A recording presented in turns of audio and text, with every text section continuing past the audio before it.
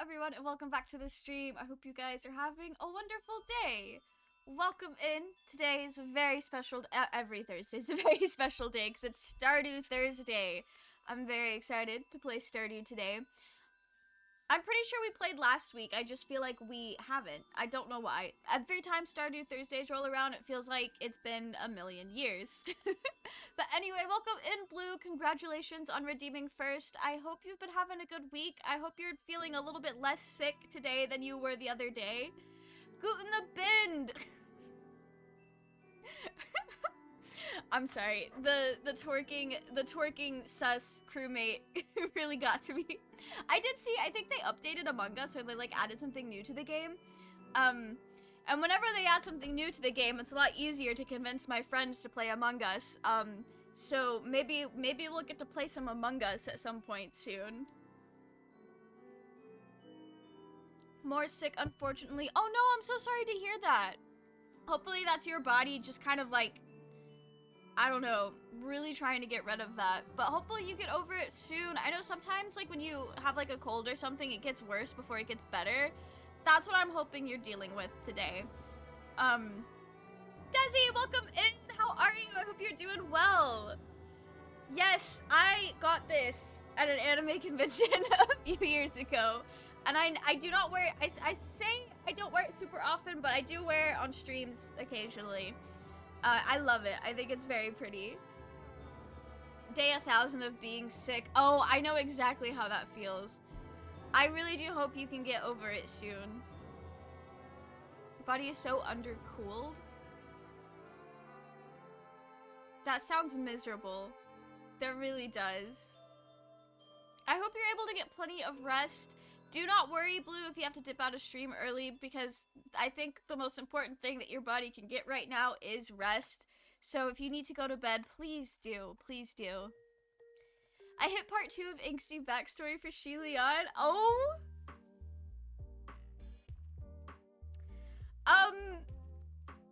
So there's something that I know that happens to Shilian that I'm not supposed to know that it happens yet. Welcome in, Kelsey. How are you? I hope you're doing well. But Desi, I think I might know where you're at. Maybe. Speaking of which, maybe you should dress up longer pajamas. Oh, is it cold where you are? Wait, no, that's... Maybe you should. I don't know. Sometimes, like, it's hard to tell what to do if you have, like, a fever, because you want to, like, bundle up and get warm, but then I've also been told that's not the best thing to do. I really have no clue. Which is considered extremely depressing, and from what I know, it's understandable, like, no context known, but the way he gets his weapon is fucked. Oh! Okay. I don't know if what I'm thinking of is related to where you are. So I'm not gonna say anything, because I don't want to spoil it for you, like it's been spoiled for me. Doing great, gonna go on a bus and never come back. Oh!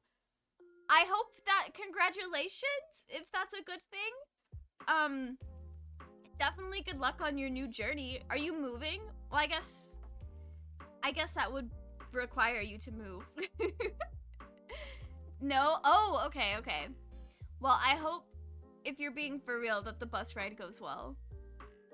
You don't know yet? Or you don't know? That's fair. Love the glasses. Thank you. They're real glasses, but they're not prescription glasses. They're blue light filter glasses. And they're also just the vibes for today. I was feeling very... the vibes. It's really hot, it's just my body feels extremely cold. Oh, that's fair, that's fair. That is so fair. I'm moving to my dad's. Oh, good luck, good luck. I hope that everything goes smoothly for you. I know sometimes moving is very stressful, especially if you're like moving kind of far, or like something about your life is just drastically changing, like living with a different parent. But hopefully everything goes well. It's a smooth move and you don't have too hard of a time getting settled in. At 11 p.m. That is so late. So that's tonight. Good luck. Good luck, Kelsey. I know basically everything about that arc, if you mean about Shilian's villain arc, that's already mentioned in like chapter 1 of the book. I'm not entirely sure. I just know there's like, if you're familiar with Revolutionary Girl Utena, Shi Lian kind of has like an anthe moment with a bunch of swords, and there's like a picture that goes with that in one of the volumes in the English release, and everyone on TikTok was screaming about it a few months ago, and I ended up learning about it, and I was like, oh, well, that's something to look forward to, I guess, when I read more of these books. Mel Potter doesn't exist, they can't. This is not, okay. Alright, I did get these glasses for a costume. Let me show you who I got them to dress up as, alright? I will show you who these are supposed to be. Okay, I might have to actually pull up my browser.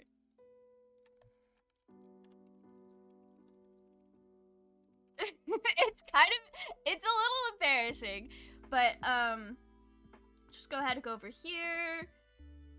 Internet browser. This is the character that I got these glasses for.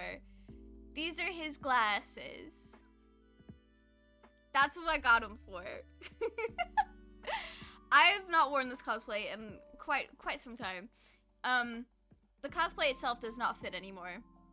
But that's a-okay. But that's who they're for. They are for Macmillan, the McBoy ever. I cosplayed him in 2018, and he's precious. I love him so much. My dad is great. That's good. That's good. And single and ready to mingle. Oh, well, I hope that he has a good time. But I'm glad that your dad is great. And because I know sometimes when people like have to move between their parents, it's not always as fortunate. But I hope you are doing well, and I hope that you enjoy living with your dad.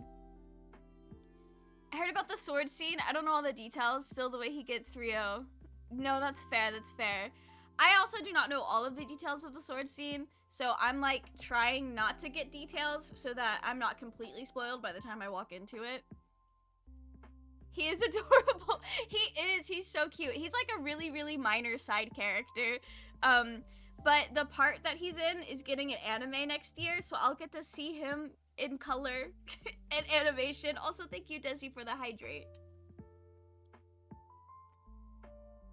He is gonna appear in season 4 of Black Butler next year. Very excited. My dad is an adult baby, so you know what? That's fair. That's fair. But yeah, thank you so much for coming by, saying hello. I hope your move goes well, and I hope everything works out pretty smoothly for you. Definitely good luck, and hopefully we'll catch you next time. Not gonna spoil, but the fact that Shi Lian is so fond of Ryo, and that the weapon has been his only company for centuries is fucked up considering the way he got that weapon. You know, I know that sentence is gonna hurt more when I know the context, but the fact that that was his only company for centuries, he's such a nice guy! He deserves all the friends ever. Shi Lian, I love him so much. And Shi Lian's one of those characters that he's so pretty, talking about how beautiful he is brings me to tears. He's so nice that talking about all of his misfortunes bring me to tears. He's so sad that it's so easy for me to tear up thinking about Shi Lian. I just love him so much. Be a walking PTSD trigger for me, for real, for real. That is so fair. That is so fair. Speaking of pretty and beautiful men, are you guys ready to jump into Stardew Valley? We've got a husband to see. We've got a husband to see. All right, what are we on? We're halfway through spring of year 3. So that's pretty exciting. We are getting to the point, like, we're getting to the point where we're gonna start running out of things to do in Stardew, like all the quests. I keep forgetting that we have already gotten Ginger Island, though. Look at our little witch child! She's gonna do some magic. Leah's gonna stay in bed today, that's okay. I guess it's time for the spring cleaning again. Oh, she's not a fan? That's okay. What about this other child? The children in Stardew Valley are so wild. I wish that they would grow up past being a toddler. But I get that part of why they stay a toddler is so it doesn't like affect the game too much if you play for like 100 years. So, I mean, I guess it works out. Wait, where is the man? Where is the man ever? If he's down, he's probably down in the sewing room. Yeah, he's down here. I think I'll walk down to the beach today. It's always nice to see the ocean again. I love him so much. You guys know this. I feel like I say this every single time I play Stardew Valley. Even when I play by myself and there's no audience. It's just loving Elliot hours. All day, every day. I guess we'll take these to get processed. He's a very cool character in the way that he's mostly a saint, but he doesn't get Gary Sue-like because for some time has been a bad person because of all the shit he's been through. Like, the way he's insanely nice is both because that's how he is, and it's because he's trying to be patient to make up for how he acted in the past, and I find that interesting. No, that's so fair. Shilian as a character has grown a lot. But I think his heart was always in the right place, and then, again, I don't entirely know what I'm talking about because I haven't read it yet, but I think his heart has always been in the right place, and when he does lash out, it's more or less justified. It's coming from a place of hurt, so I don't think it should really indicate his morality or, like, his character, because it's not something that he's doing other than just... He's lashing out because he's hurt. I'll defend him all day, every day. #1 Shilian defender right here. He is one of the characters that I would fight for, go to court for. I would represent him in court and he would win. Because we would just talk about how nice and pretty he is. Alright. Ooh, berry season! Hello! I love berry season in Stardew Valley. It makes me so happy. Okay. Get everything out of here. Oh, I've already pet you. Okay. Time for a hot cup of tea. Not the British way. Oh, I hope your tea is delicious and not in the British way. I hope it's a very non-English tea. I hope we don't have to watch you,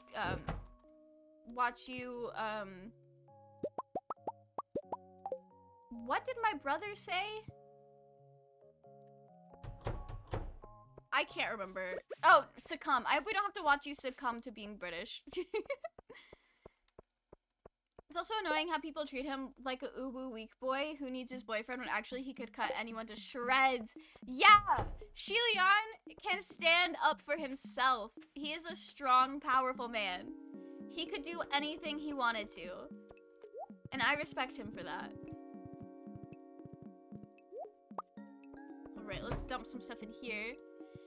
His life went to shit and everyone abandoned him and all was caused by him only trying to do what was best. His people are a bunch of ungrateful fucks. Back from the ad, what did I miss? Mostly just me talking about how I would defend Shilian. I think he's justified in everything he does. His heart's always been in the right place, and when he's justified in lashing out because he's hurt. They did not treat him well. And that's not his fault. I think I have too much empathy for my own good sometimes. I still need to get 2 of the sea urchins. Alright, I'm gonna go put the food away. Just dump there. Dump there. 40 parsnips? I don't need that many parsnips. I'll get rid of 20 of them. Okay.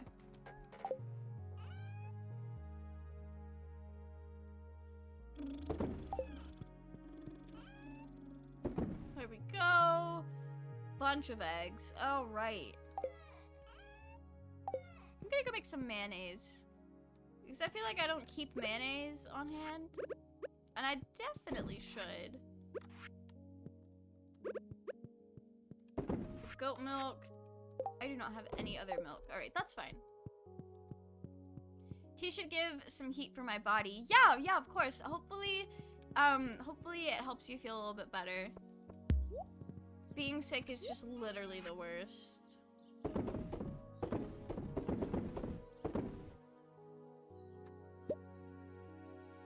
Nobody loves that. Yeah, I'll sell it. But I will grab more up here as we speak.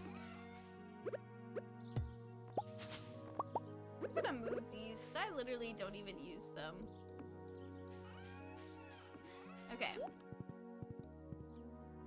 See, let's dip down and check on our winery.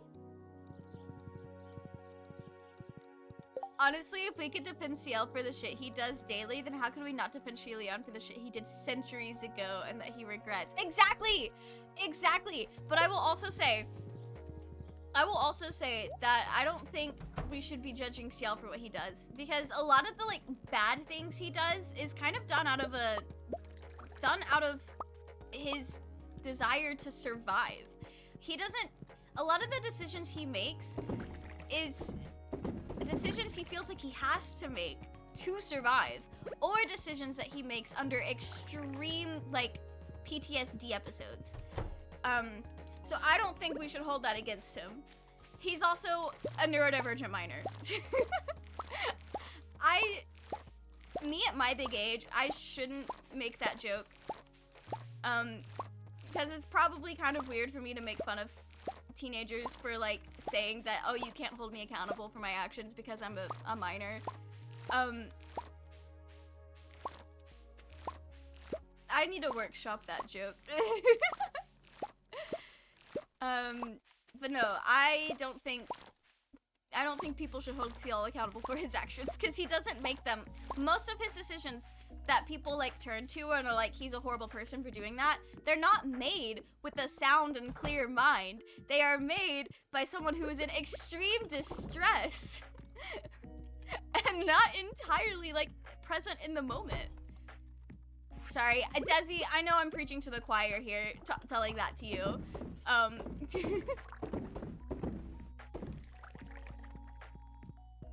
think I'm doing too much. Alright, let's go see Clint. Ginger lemon tea time. Oh, hopefully that helps.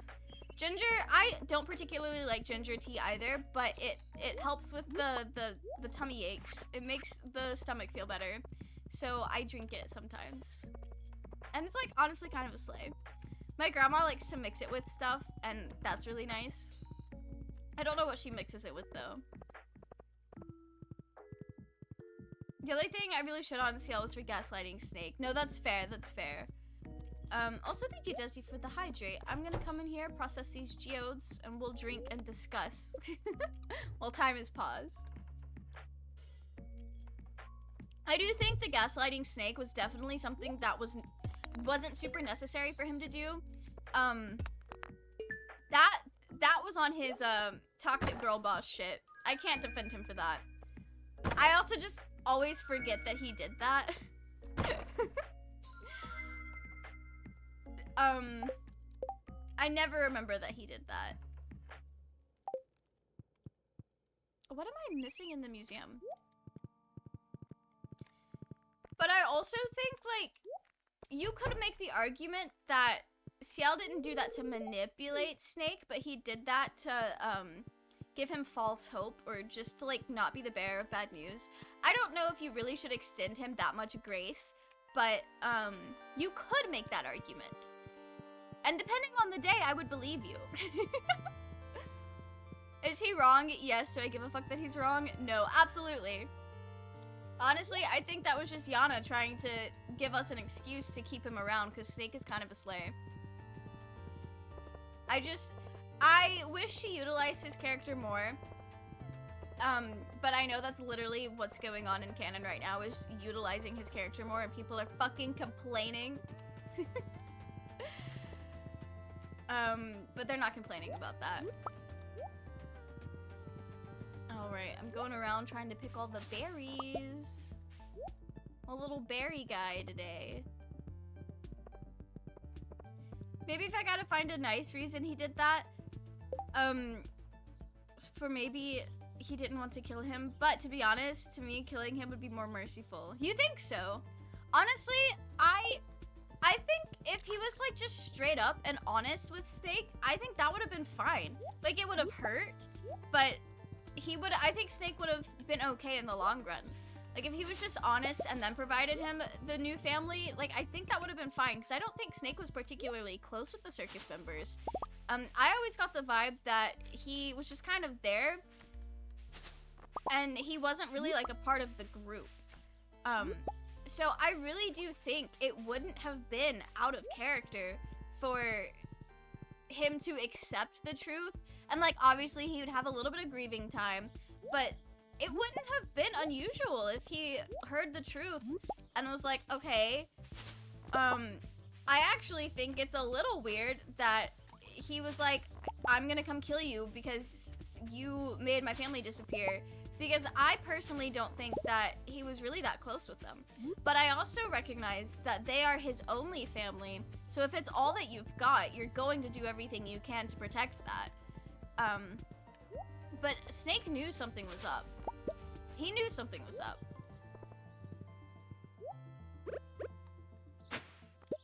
Not the mixed seeds. I guess I'll plant them. Better to me to be killed than to be convinced into befriending the murderers of my literal first found family. You know what? That's fair. That is fair. And I do think I don't think the circus troupe deserved to die. They definitely did not, because I think a lot of their crimes, they were manipulated into doing them. Yes, they were grown adults and should be held accountable for their actions to some extent, but you also have to recognize that those were not decisions they made. Not entirely, at least.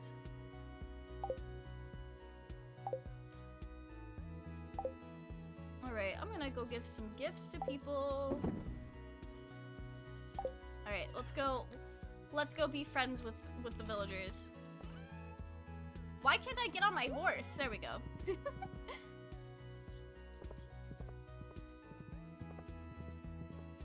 I don't think it's, I really don't think that it would be too crazy for Snake to know the truth and then still end up like befriending them. Especially because CL, like, you could spin it and it still be the truth. Like, he could spin it like, oh yeah, like they were doing these horrible things and like it had to happen. Like, that is to some degree true. And I think they still could have girl bossed their way through that situation. Well, while being more honest. Got finally my teacup from the Genshin store. I wanted to get it at Gamescom, but the credit card said no. Oof. What's the Genshin teacup look like? Doll wasn't even a grown adult. She was literally underage and everyone else in her fan family was doing it. So yeah, I'm not even talking about Doll.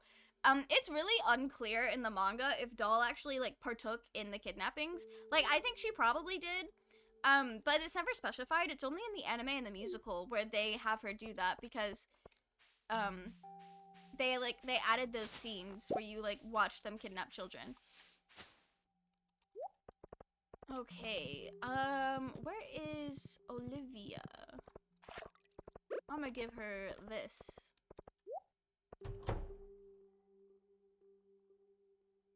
Oh, a cutscene! Slay. Let me send it on Discord. Oh, okay, I'm excited to see it after stream. I get this, he was trying to kill OCL and he was in a bad mental space, so he killed her, but like, he didn't even kill her. All he did is just let Sebastian kill her. Sebastian was just being co-worky. But no, I understand why she died. And I'm not gonna say that he was in the wrong for it, but I'm not gonna say that it was justified either. Because she was acting out of hurt as well, just like Leon. She's justified in everything she does.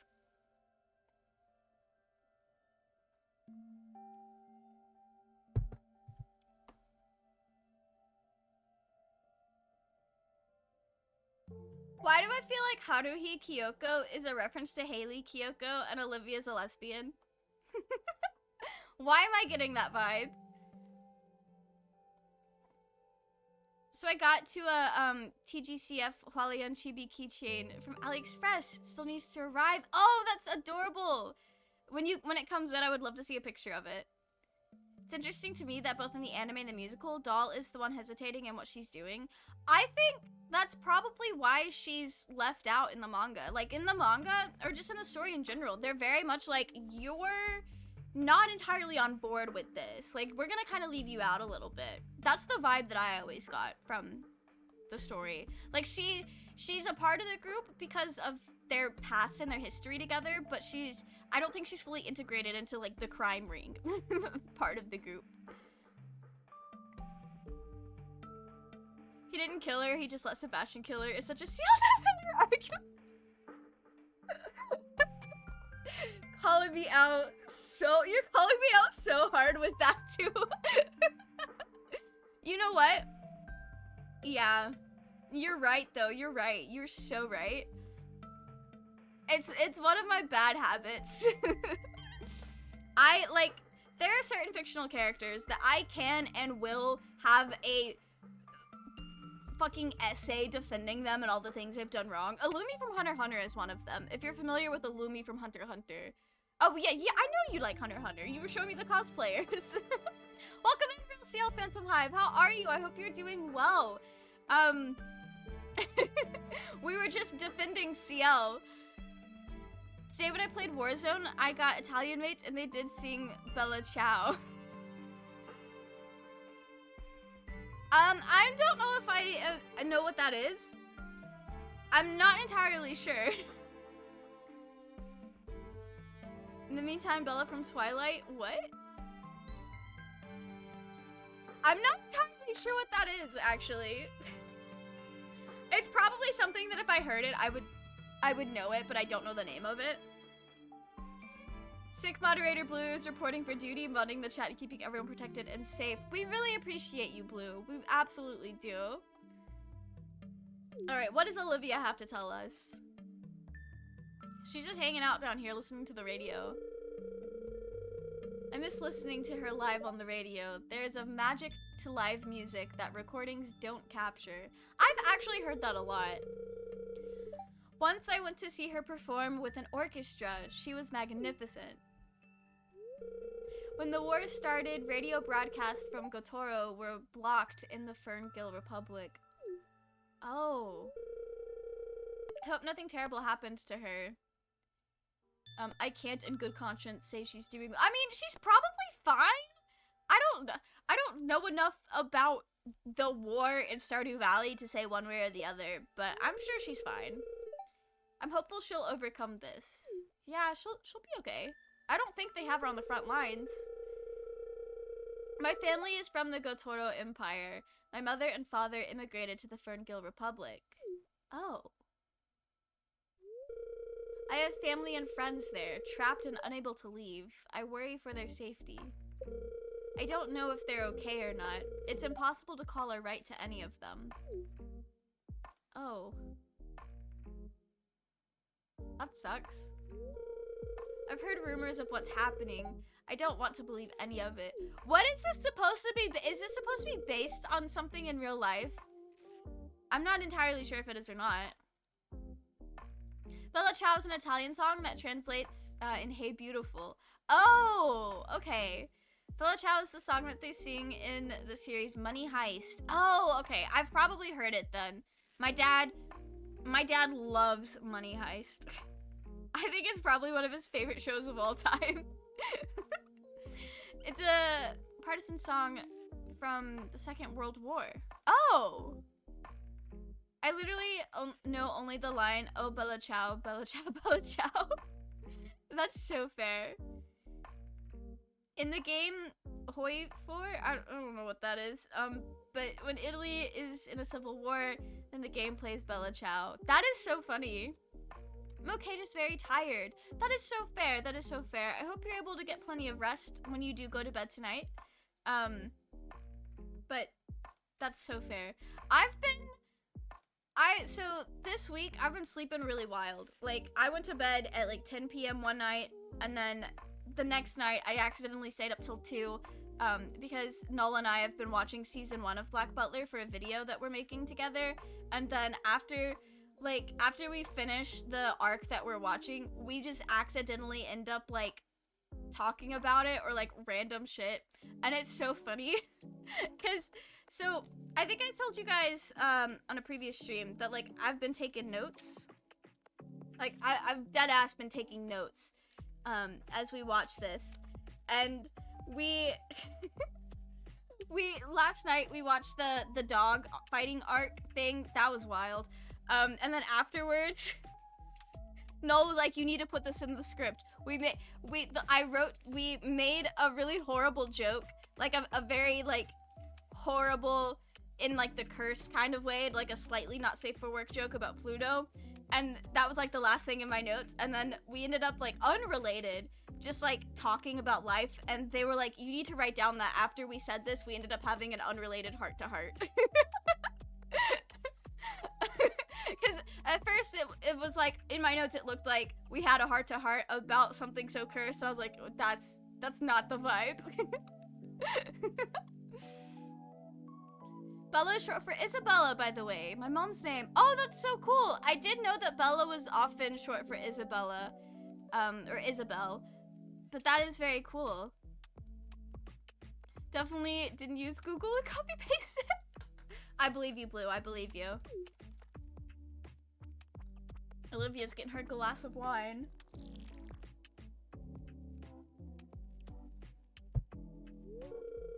Here's something you've never tasted, Mel. Ring fruit wine, aged 30 years from the Ferd Islands. So nice of her.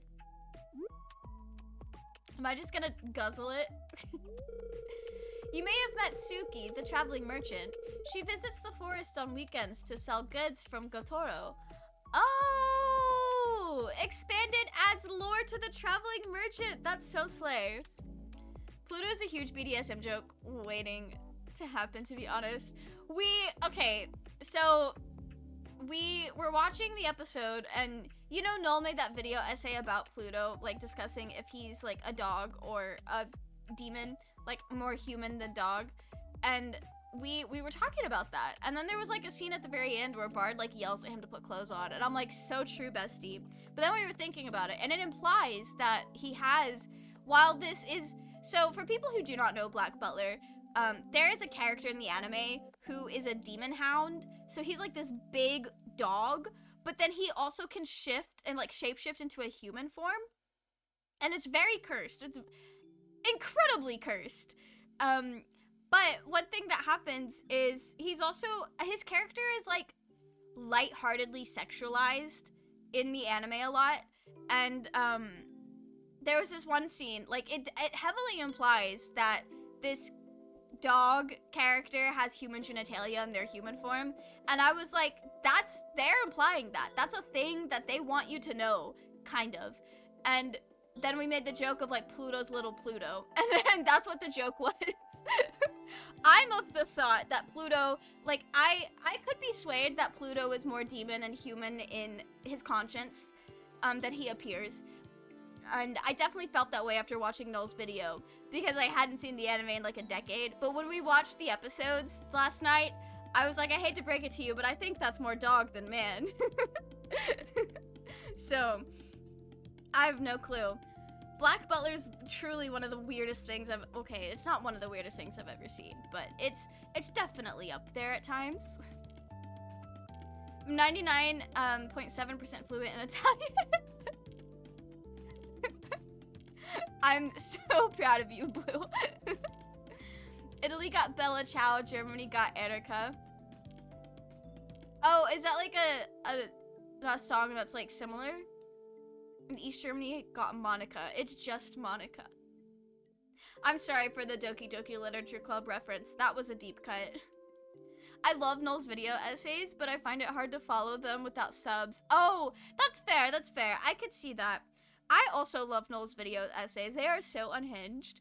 But I could definitely see how it could be a little hard to follow without subtitles. Especially if English is not your first language, because sometimes they just say some wild stuff. Anime filler from season 1 and of course season 2 is just weird as fuck sexual fan service. Honestly, yeah. Yeah, we had no business watching that at 12 years old, but there we were, watching that at 12 years old. I will say, we are now 8 episodes in. Yeah, we watched episode 7 and 8 last night. We are 8 episodes into the 24 episode season 1, and it's surprisingly not that horrible when it comes to fan service and baiting of certain ship. And I was genuinely surprised, very pleasantly surprised that it's not really like as strong as I remembered. But we do still have like quite a few episodes to go. And then there's season 2, the manga, and all the promotional art. That completely makes that a moot point. Girl, CL telling Pluto not to go in. We already made a joke about the Omegaverse in our notes, but it was more about somebody else. It was not even related to Pluto. I love that for us. Also, Grell commenting on Pluto's sexual prowess. That happens? I'm gonna have a lot to write down the deeper we get into this thing. Oh my gosh. That's gonna be a video I have to tell my parents not to show to my toddler nephew. The anime lore versus the anime fanfic. Blue, you don't even know. You don't even know. And then sometimes the anime lore is like, get that away from me. Get that away from me. Anime is one of those things where certain series that I was a really big fan of back in the day, the older I get, the weirder it gets. And I'm like, yo, who made this? Why is this is this who we are? It's getting older as an anime fan is a very interesting experience, I do have to say. Erica is a German march about a flower named Erica. Oh! Cool, cool. I also thought about just Monica. Filtered myself for once in my life. I love Doki Doki Literature Club. One of my favorite dating sims. It's such a cool game. I don't know if I'll ever play it on stream just because like it is like I think you're allowed to play it on Twitch, but like it is a little not like graphic, but like there's a couple scenes that I would not feel comfortable streaming. Especially because I know there are some people that come out here that are pretty young. But it is a fun game. Monica is a knockoff communist version of Erica in former East Germany. Oh, really? Not the Overwatch fan art. I have not touched Overwatch since last Halloween, I think. I don't know why, like, when they got rid of loot boxes and being able to earn loot boxes, I no longer found the game enjoyable. I don't mind the new team compositions in Overwatch 2, but just, they took away my silly little treat, and now I don't like the game anymore. Like, I'm dead ass, that's probably why I stopped playing the game, because there for a while, the only reason I would play Overwatch is because I wanted the silly little treats. I wanted to play the seasonal events and get the silly little seasonal treats and collect everything. But now that I have to pay money to do that, it's not fun anymore. Overwatch 2 on Steam is so hated. Yeah, like, it would have been one thing if they just made Overwatch 2, but they didn't do that. They replaced Overwatch 1. It does not exist anymore, and that is a horrendous decision. Like, I get they probably did that to save money on servers and, like, hosting the game, but that was a horrendous decision, because there are so many people that don't like Overwatch 2, and they want to play Overwatch 1, but you literally cannot play Overwatch 1 anymore, because it does not exist. It got force updated into Overwatch 2. My PlayStation might still have Overwatch 1, but if I tried to open the game, it would update it.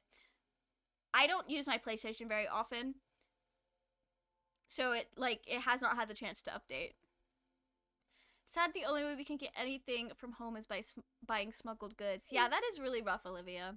I'm sorry we've been talking about Black Butler and Overwatch while you're trying to have this heart-to-heart with me. I purchased a rare Gotoran China dish from her a few weeks ago. Oh! From a particularly ostentatious pattern. I put it on display in the kitchen cabinet upstairs. I wonder, where did that set come from? What family sold it off? piece by piece so they could afford to eat. Damn. The tonal shift of this stream right now is like you guys are watching Black Butler. I'm glad she helps you stay connected with your home. Try to focus on the positive.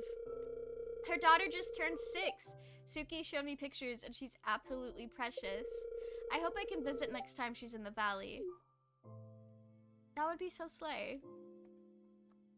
I ended up stopping watching anime most of the time because, like, growing up, I realized how fucking weird they are with their fan service and grew tired of getting triggered by borderline pedophile scenes every other episode. No, that's so fair. Part of the problem is most of the anime in the anime industry is shonen, so it's not made for adults. It is made for teenagers. Not that it makes the weird fan service okay. It makes some of it less weird when you recognize it's not being made for adults. It's being made for kids. That makes me feel a little bit better. Not, again, that still doesn't make it okay, but it makes it, when I remind myself that it was most likely not made for, neckbeard number 12 in his mother's basement and he's like 50 years old, that makes me feel better. It is still made by adults. That is true. That is true. And a lot of the fan service in anime, it is definitely there for the sake of the audience. So it's not like exploring sexuality. It's more like exploiting it. So like it's still very weird. But sometimes I just have to tell myself that so I can sleep at night. But there is, like, once you start finding anime that is actually made for adults, oh my gosh. So much better. So much better, Desi. If you ever need any references or, not references, recommendations. We loved the wine, Olivia. It was so good. Did I just join an Overwatch rant? Welcome in, Christmas Guardian. You might have. I don't feel that strongly about Overwatch because, like, I've liked the game for a while, but I was never, like, my favorite game of all time. So I can only imagine how heated the people who liked Overwatch 1 are. Blue was telling us that the Steam reviews are not good. Oh, I did not even finish reading what Blue said about their reviews. They were like, at least sometimes the port is good. That's rancid. I hate that so much. Thank you for sharing, Blue. It's rare and expensive, but having nice things doesn't matter if you can't share them with those you care for. That's so true, Olivia. Oh. I'm sorry, Mel. This conversation has given me grim reminders. I need to be by myself. No, that's so fair. I understand. Thank you, dear. What does Overwatch and Call of Duty have in common? The same publisher, Activision Blizzard. Oh, yeah, shit, you're right. I keep forgetting that. Nothing worse than German series movies rated for 12 years, and it's like soft. That's wild. That's wild. Honestly, there's anime like that, too. There is anime like that as well. Oh, Edward must have been her husband. Damn, she was having a moment. I talk about a funny scene from the TGCF books a few messages ago, if I want to light up the mood from all these rants we're having. Honestly, I'm fine. Unless you want to change the subject, that's perfectly okay. Alright, where is this woman? Where is she? I want to give her this mask. Buddy Daddies was such a good anime to watch in the way that it had almost no fan service, and even when that was, it was with legal adults. Buddy Daddies was so fun! Oh my gosh, it was so good. It was such a fun little time. I find anime sexier than real movies. In fact, characters are designed to be far more appealing than real people. You know what? That's fair. That is absolutely fair. I am Arrow Ace, so I don't really, like, experience attraction to real people. But fictional characters do hit a little bit different. They do hit different. So I definitely understand that. Probably, like, in a different way than you do, though. I'm not entirely sure, but I definitely get it. Not Twitch trying to pull 5 ads on me. Oh, no. I'm so sorry, Desi. I just quit and joined the stream again. What did I miss? I was talking about how good Buddy Daddies was. I am not entirely sure what you missed. I'm a little slow on chat. Why does Mel look like a middle-aged You know, I was feeling it. I was definitely feeling it. These glasses are so funny because they have that vibe. They for real have that vibe. So trust me, those animes are nothing compared to German series and movies. I'm gonna believe you on that. I do not want to verify that for myself. I'm so sorry that the German media rating system is so lax. Blue, thank you so much for gifting Desi a sub. That is so kind of you. That is definitely so kind. Thank you so much. That does remind me. I don't think I ever opened the stream labels. Although that shouldn't change a whole lot. All right, we got that open. But thank you, Blue. Buddy Daddy says a chubby female character, which was neither made fun of for her body nor sexualized, and that was so slay of them. She was so nice, too. She was so good. Such a good character. Like, the only thing they kind of, like, made fun of her for was just not being a good singer. And that's so real. That's so real. All right, where is Olivia? Where is this woman? Olivia, when I find you. Their house is too damn big. She's not even in here anymore, is she?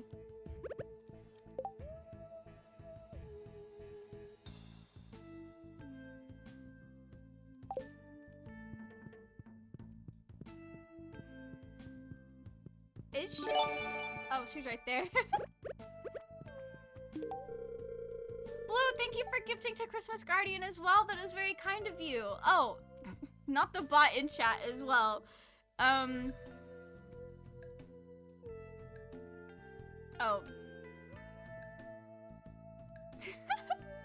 not the quick thing like that. Oh, thank you so much, Blue. That is very, very kind of you. She was a queen and they didn't even make her simp for the MCs, which was so nice. It was so good. By the way, Mel, if you ever should consider accepting donations and use Ko-fi. I probably would use Ko-fi. I have a Ko-fi that I set up for like cosplay stuff a million years ago when all the cosplayers on Instagram were doing it. So I'm familiar with that platform, and I think it wouldn't have the same issue that like Twitch donations have. I would have to look into that. But no, that is a good advice, Blue. Yeah, we got the spam message. I was paying attention to the game and I looked over and I was like, oh, they snuck in fast. Don't worry about it, Blue. Don't worry about it. All right, wow, that was great. Oof. You were busy being generous. Yeah, exactly. I also loved the blonde MC's ex-wife's sister. She was a queen. She was so good. And she's like, Kazuki, it's not your fault. Let go and heal, my guy. We can be besties. You didn't do it. And like, he needed that. It was her birthday. Pam's appalling trailer is gone. I grew wary of setting my eyes on it every day. Girl, I love you, but the audacity of you to say that's if it bothered you so much, you could have paid to fix it. Damn. This will improve the image of Pelican Town thanks to an unnamed patron. Bitch! I love you still, but that was kind of bitchy. I forgot we did that, though.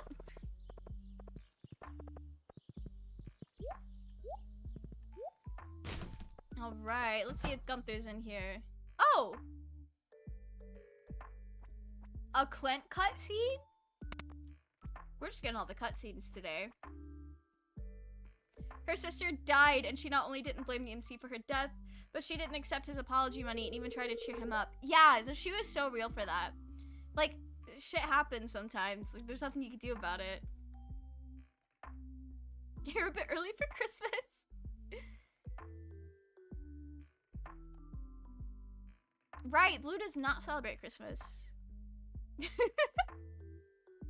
Sometimes, like, when you live in an area where most people predominantly celebrate Christmas and it's like so ingrained in the culture, it is sometimes easy to forget that not every culture celebrates Christmas. I know in the US Christmas is like a huge deal. And like it's built into US culture, like American society. Which is kind of wild. Like I guess it makes sense because America was founded by like, literally Puritans and religious nuts like that.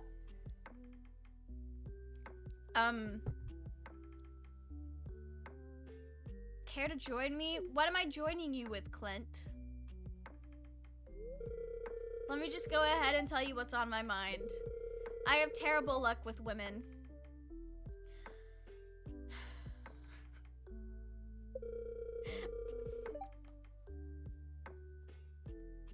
If you have to tell me that you are a nice guy, then you are not a nice guy, Clint.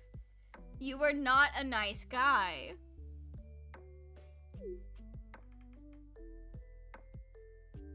Yeah, see, Farmer knows. The girls all seem to like you, Mel. What can I say?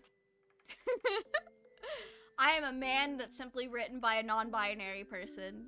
That's all I've got to say. Got any tips?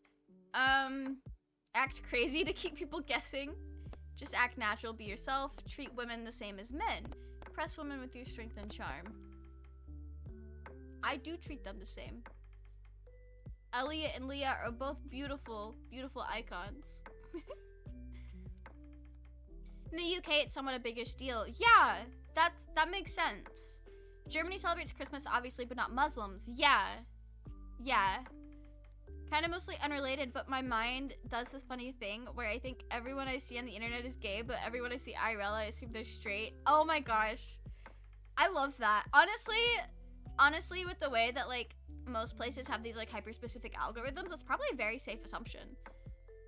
I live in an LGBT bubble on the internet. Most of my friends, if they are not queer in any flavor, then they're like the really chill straight people that almost don't exist. But I like 99% of my friends, like both in real life and online, are like queer of some flavor. So I live in this bubble and sometimes I forget straight people are real. And sometimes I forget that like not straight people don't talk, like make the same jokes. Cause my grandma, we were talking about like attraction and she's like, yeah, I'm attracted to men. And I go, ugh, unfortunately. And she's like, huh? And then I had to explain the joke to her and she's like, oh, I'll keep that in mind. The thing is so fucking relatable. Literally. In Turkey, we don't celebrate Christmas. Christmas in Turkey is just New Year's Eve. That makes sense. That makes sense. Clint and steal. I would steal from Clint. I'm not a nice guy. I'm just a little guy. That's why they love me. Literally, all my Farmer Mel is just a little guy. Hi, Clint. What can I get for you tonight? Yes. I mean, I'll have the big and cheesy with extra sauce, please. He's so painfully awkward. Hi, Mel. Thanks, Emily, for taking my order. She's literally doing her job. She's literally doing her job. Emily, I was wondering. Yes, Clint? She's so patient. Oh my gosh. Never mind. Yeah, that's what I thought. She's literally at work. What a dickhead. It's so hard to be nice to Clint. Hi, Shane. Here's your beverage. That is an absolute unit of a beer. The thing is massive. Thanks, Emily. So, how's your shift coming along? It's fine. Thanks for asking, Shane. Do you have any new chicken stories for me?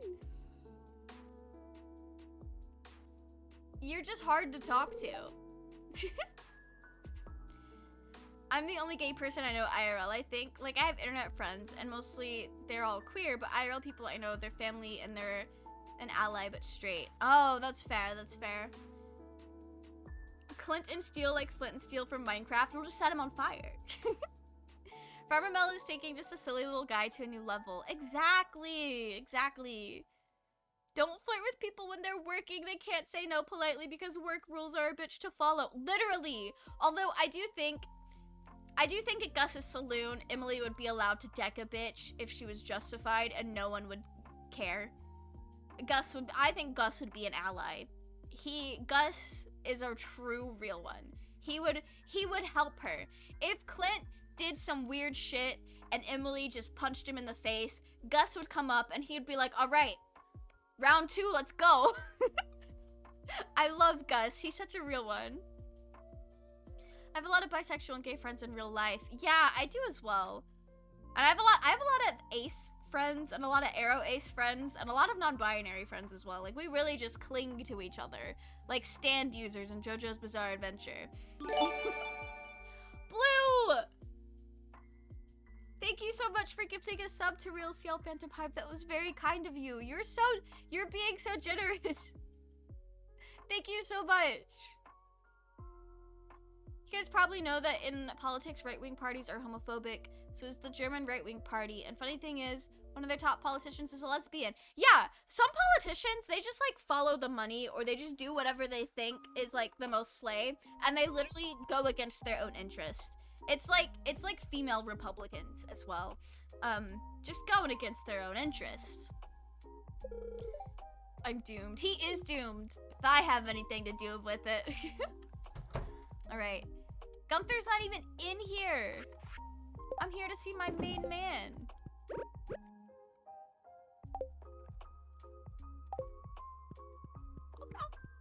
I'll give her a daffodil. Positive energy from this gift. Honestly, if I owned a business, any of my workers would be allowed to turn down the clients. Fuck having their money if they're assholes, you know? Exactly, that's so fair. I feel like Gus would feel the same. We must hide CL may kill us just for shits and giggles. Christmas Guardian, I think we have very different reads on that little boy. I don't think he would do such a thing. I think we would get along very well. I would invite him to my Minecraft server. We would play all the games together. I don't think CL would like me very much.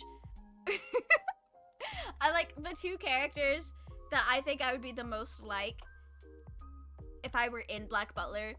First of all, I think I would be a lot like Macmillan, and I think he liked him fine enough, but I don't know if he would like actually been friends with him. And then like I think I would definitely end up coming off a lot like Prince Soma. And as much as they're besties and CL does care about him, I am not so delusional to think that he doesn't get annoyed with him a lot. So I think he would get very frustrated with me very easy, but we would be playing those games. He would not kill me. He would be homophobic if he killed me. He can't be that. He's a business owner. He's got a public persona to keep up. I don't know any arrow ace or non-binary people IRL. You know what? That's fair. Honestly, I think sometimes a lot of, like, especially arrow ace, a lot of people just never come out, or super publicly at least. So you might and just not even know it. Or, I don't know. I feel like, I don't know why, like, so many of my friends end up being, like, non-binary and or arrow ace. Like, literally so many of them, both in real life and online. See, I would like me purely because we are both traumatized. Damn, y'all would bond over the trauma. Y'all would sit down and be like, man, that sucks, but let me tell you about the thing that happened to me, and it would just go back and forth. CL would hate me, but that's because he hates being treated like just a little guy, and I have, oh my lord, they're just a little guy syndrome when it comes to teen children characters. You know what? That's so fair. I do as well. He would not be able, he could not stand me. Basically, female CL. That is also so fair. That is so fair. Ciel is... I don't know where I was going with that, but he is a very good character. But I also hope you're okay. I don't entirely know what you mean by that. So I'm gonna cover both my bases here. First, if you're just talking about personality alone, that is so fair. So fair. If you're talking about everything else, I'm so sorry. I hope you heal. The German right-wing party is considered as fascist and is under surveillance by our intelligence agencies. Yeah, you were telling us about that. I don't remember when that stream was, but you were telling us about that a little bit. My partner in crime just had the audacity to call me the female version of Maurice Cole. Just... They are coming for your ass. They are dragging you through the mud. Just no bitchy and an ass. You know what? Like, Maurice Cole, people don't like him because he was, like, kind of the worst. But, he was also kind of a slave. Like, not gonna lie, he was kind of a slave. Is Gunther gonna, like, leave the museum at any point? I think there will be Maurice Cole stands with the new anime. I think there will be. I feel like there could be an overlap between Eloise stands and Maurice Cole stands. What are your thoughts on the, Feng Xin and Mu Qing, or like their subordinates that help Shilian in the 2 arcs of the animated series? I love them. They're such silly little guys. I love them so much.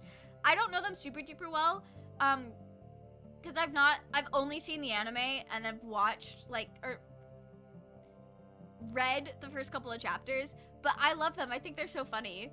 And I love when people make them, like, angry boyfriends. I think that's hilarious. She has a fucking death wish, I swear. Oh, no. Oof. Gunther smiles at me and tips his hat. Oh, he knows. He knows that we're the multimillionaire in the town that bought Pam a house for the vibes. That's embarrassing. I just told everyone my name without... Oh, wait, did you? And if you did somebody delete that for you?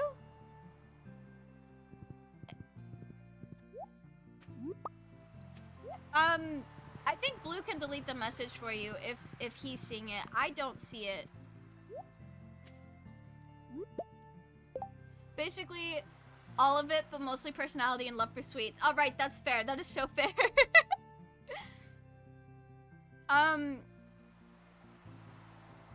Blue, you do not have to gift another sub. Please save your money. To be honest, the character I can relate to the most personality-wise is Lizzie, but I have a few of Siglinde's personality traits as well. That is so fair. Honestly, personality-wise, I think I'm the most like Macmillan. As much as I love Soma, I'm just not that outgoing and extroverted in real life. I would never be like him. As much as I love him, I could never be him. But Macmillan is just literally me. Quite literally.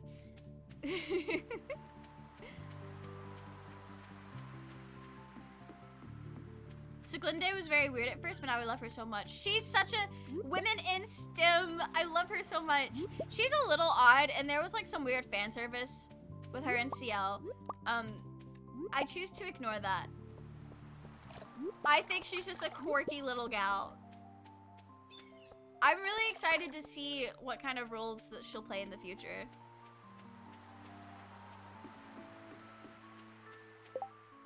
Oh! Oh! Okay, I wasn't realizing. I thought you were just talking about the character. Alright. That is alright. We will just ignore it and pretend you didn't say anything. Pingxin and Mooching have drama with Shilian, as you know from the cartoon. But like in the books, they explain why right in the first. Yeah, they literally do, and I love that so much. Cause like in the show, I like didn't quite get what was going on with them, but my friends were also kind of like halfway spoiling about that. But it was really fun. I liked it a lot.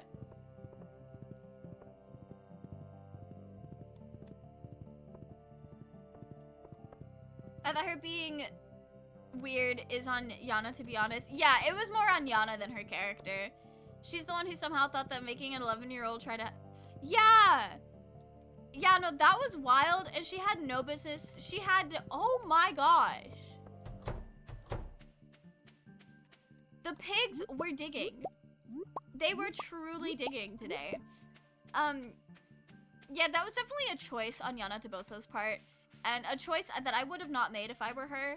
But that's not the character's fault. It's not Siglinde's fault that her creator's a fucking weirdo. Respectfully. Also, no, disrespectfully. I'm not gonna be respectful towards Yana when it comes to that.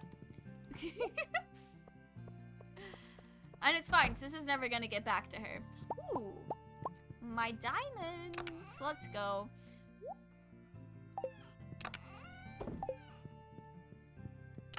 How has it taken me an hour to play one day in Stardew Valley? Craving chaos? That is so fair. Yeah, I think you did. I think you did, Blue. But thank you for that. Thank you for that. I really don't understand what Yana's thinking 90% of the time. She's so weird. She's so weird. And, like, I feel like I can say that as someone who has consumed a lot of the media she has made. She's a little nasty weirdo. Love her work, though. She does just have me in a chokehold, and there's not really anything I can do about it. It's just the world we live in, you know?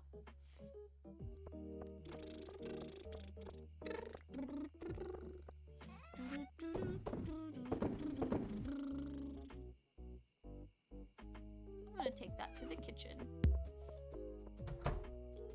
But no, I feel like as somebody who grew up with Black Butler, I am allowed to be hateful about the fan service.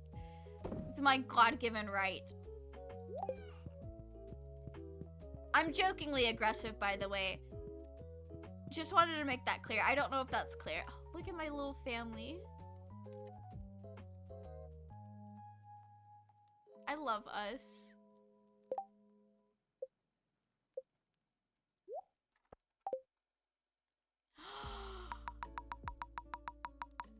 That's a family! I love them so much. I love them. It's so strange the way she has not made progress with the actual story. I feel like I say this all the time. I really do think what happened was she's still writing those 40 to 50 page chapters and then just cutting them up for the lower page range.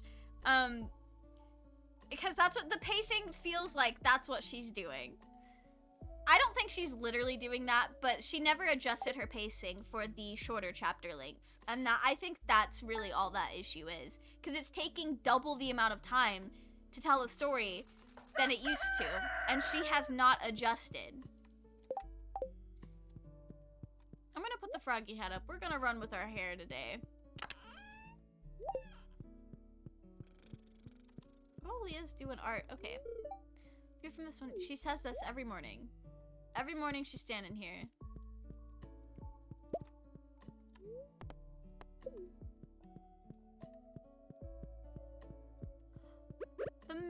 The man ever. Don't worry about me. I know you've got a lot of responsibilities outside of the house. I'm fine in here by myself. You're not by yourself. We got 2.5 kids and a wife. We have a wife together, my guy. Oh, I love our wife. Leah's so good.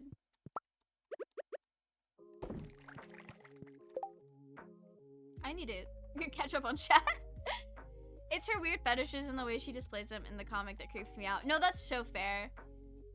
That is so fair. Null and I end up talking about that a lot. when we get to like talking about the manga and the anime. Because the anime has a lot of weird stuff as well that's on the showrunners. Yeah, Black Butler slays though. I would love to take a lot of weird... I would love to take a lot of the weirdest fuck things out. You know what? Valid. I think right now half of the fan base would agree with you. So there are 3 US consulate generals in Germany that take care of visa applications in 3 different cities, Munich, Berlin, and Frankfurt. So for a visa, I must hop on a train and ride for 6 hours just to get to one of the consulate generals. Oh! That's a lot. That's a long time.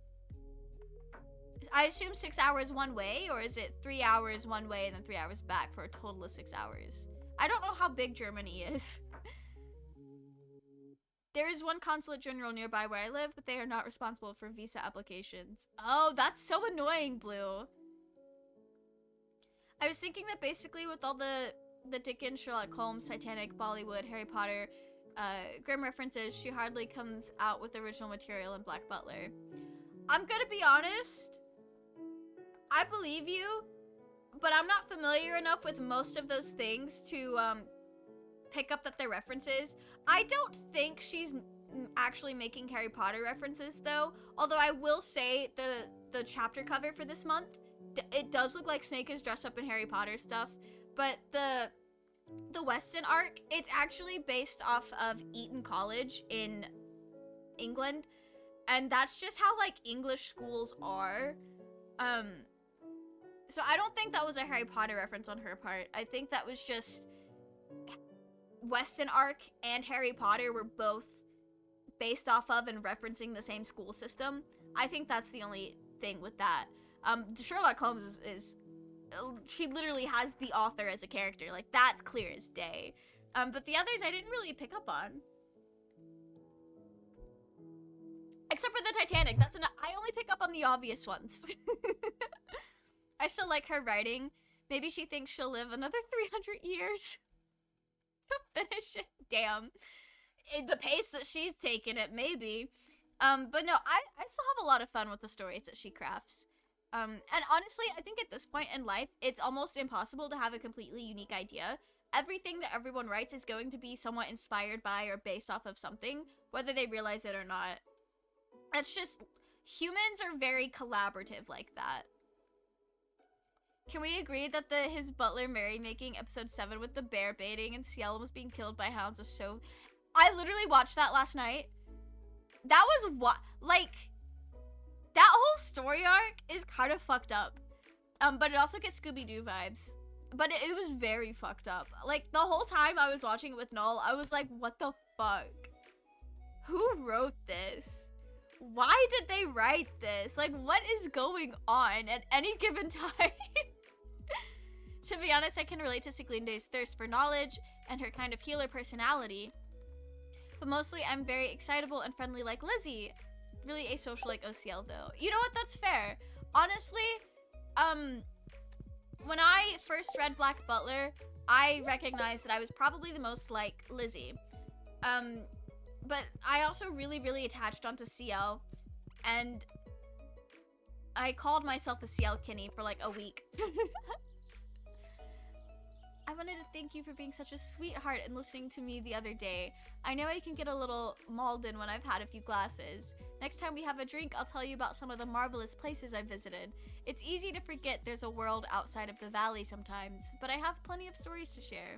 All my love, Olivia. I love her. Oh, and then she just gave us a bunch of wine. How many letters do I have? Oh, I needed that. Thank you, Emily. Emily's a real one. What are my hearts at with Olivia? Oh, we're almost maxed with Abigail, Haley, and Harvey. I can ask Olivia out. I'm going to be asking Olivia out today. I love having girlfriends. Okay, I need one more. I love having girlfriends. It's so slay of me. Also, thank you, Desi, for the hydrate.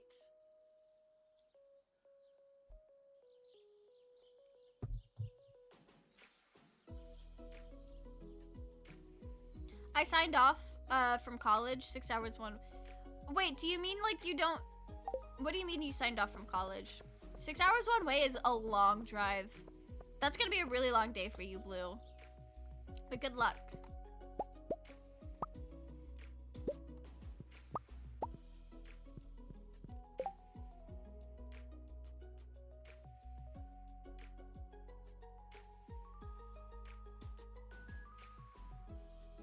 Oh, the thing Christmas Guardian was talking about, Real Scale Phantom 5, I think that's an anime exclusive thing. See, I would have killed Drew at that first arc, or at least that pedophile would have stayed rotting in jail. That already would have been a big improvement. Literally, like, why did she make him a reoccurring comedic effect gag character? Why would she do that to me personally? I hate her for that. I hate her for that. She was so wrong for that. I'm sorry. I'm getting a little too aggressive about this series. I've been sitting with it for like 13 years. Sometimes you just have to yell.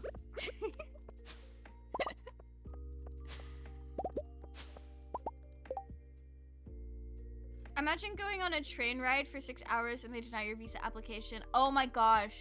That would be horrible. That would literally suck. 31k remaining for cosplay. Oh, you're like halfway there. I think. Yeah, you're like halfway there. Congratulations.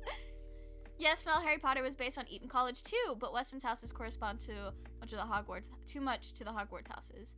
I don't think I necessarily agree with that. Like, I see why you think that they correspond, but I think that's literally just because they're both based on like very, very like basic personality attributes, like sporty, smart, fucking little weirdos. Respectfully, I love Violet Wolfhouse.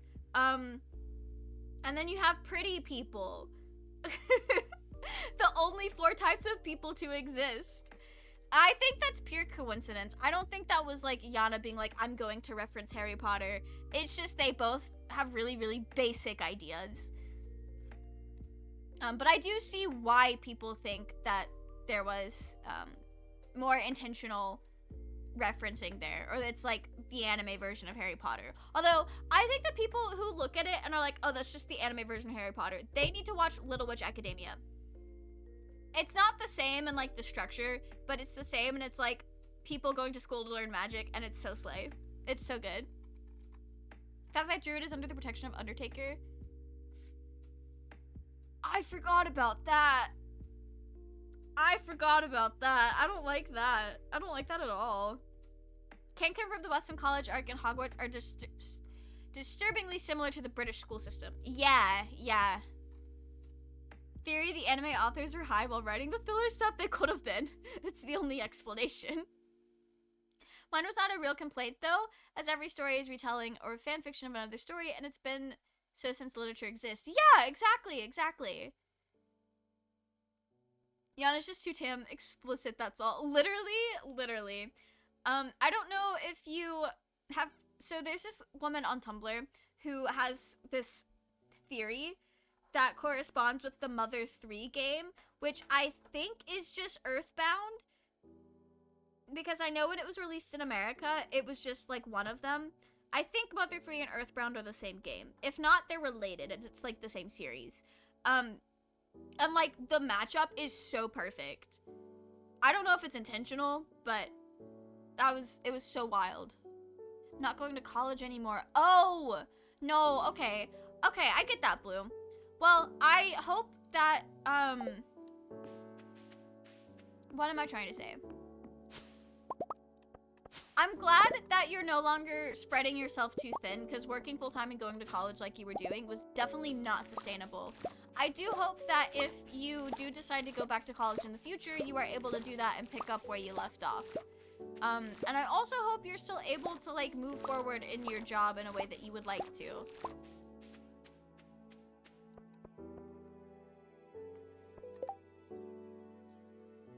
Especially for the peer pressure.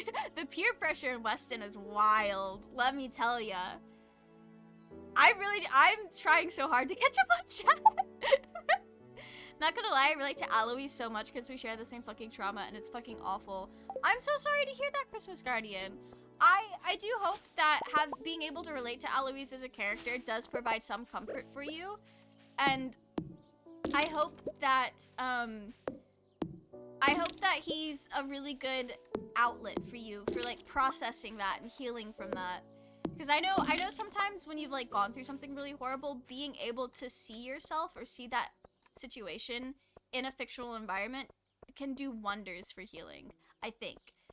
It has for me, at least. I don't know if that's like actually a scientifically proven thing, but I do hope that his character can provide some comfort for you. I know he doesn't end well in the anime, but people fix that. People fix that with fanfic. The fact that he was somehow a really popular character, at least in Japan, is still why to me. Right? Like, why do people like Druid? I say that knowing full well one of my best friends liked Druid and cosplayed him for the vibes. But I really just think the only thing he had going for him is that he's pretty and flamboyant, and people like pretty and flamboyant men.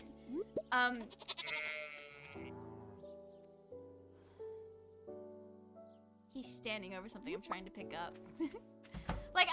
I get the appeal to Druid, but when you think about it for more than like 2 seconds, when you think about it with your brain and not your eyes or your or your genitalia, like, what's the appeal?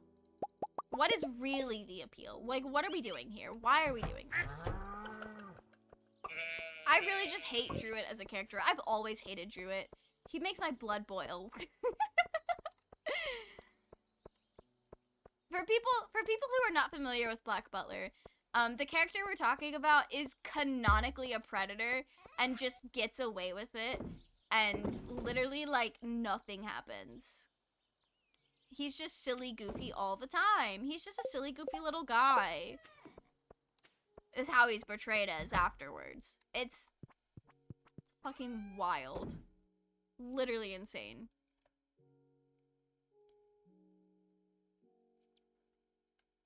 Oh, I gotta scroll back up again. The Violet Wolves are by people I also love the Violet Wolves. I'm torn on if I would be in Sapphire Owl or Violet Wolves, because part of why I was like, yeah, I would be a Sapphire Owl is because I was cult assigned to be a Macmillan Kinney, and Macmillan is in Sapphire Owl, and we do have similar personality, but when I like really look at myself, I would probably put in Violet Wolf. I'm a little weirdo. If I was a rich boy in the Kudo world, Victorian area, I would have been a Violet Wolf for real, for real. We would have been there together. We would have been in the same house. It would have been wild. I remember watching Little Witch Academia and being like extremely fan of Susie and Akko as a ship since the beginning while everyone was screaming at Akko and Diana. I honestly, I would be happy about any of the ships in Little Witch. I loved Little Witch so much. Like, all the characters are just so good. Akko's my sweet precious little girl. She's my daughter. I love her so much. And okay, I need to chill out. Little Witch was just really, really good. The vibe just changed with the song. That was like 5 minutes ago, so I don't remember. I would have definitely be a Sapphire Owl, and I respect that. I absolutely respect that. Let's calm down and let Mel Do not worry, I do not mind if y'all are a little active. We might just make this a just chatting stream. People may connect Violet Wolves to Slytherin because goths, but they give me Ravenclaw vibes. That is a Ravenclaw. You know what?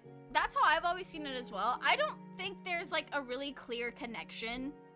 I think the only house that I think clearly connects to Harry Potter houses is like Gryffindor and Green Lion, because it's the sporty, the himbo type of vibes.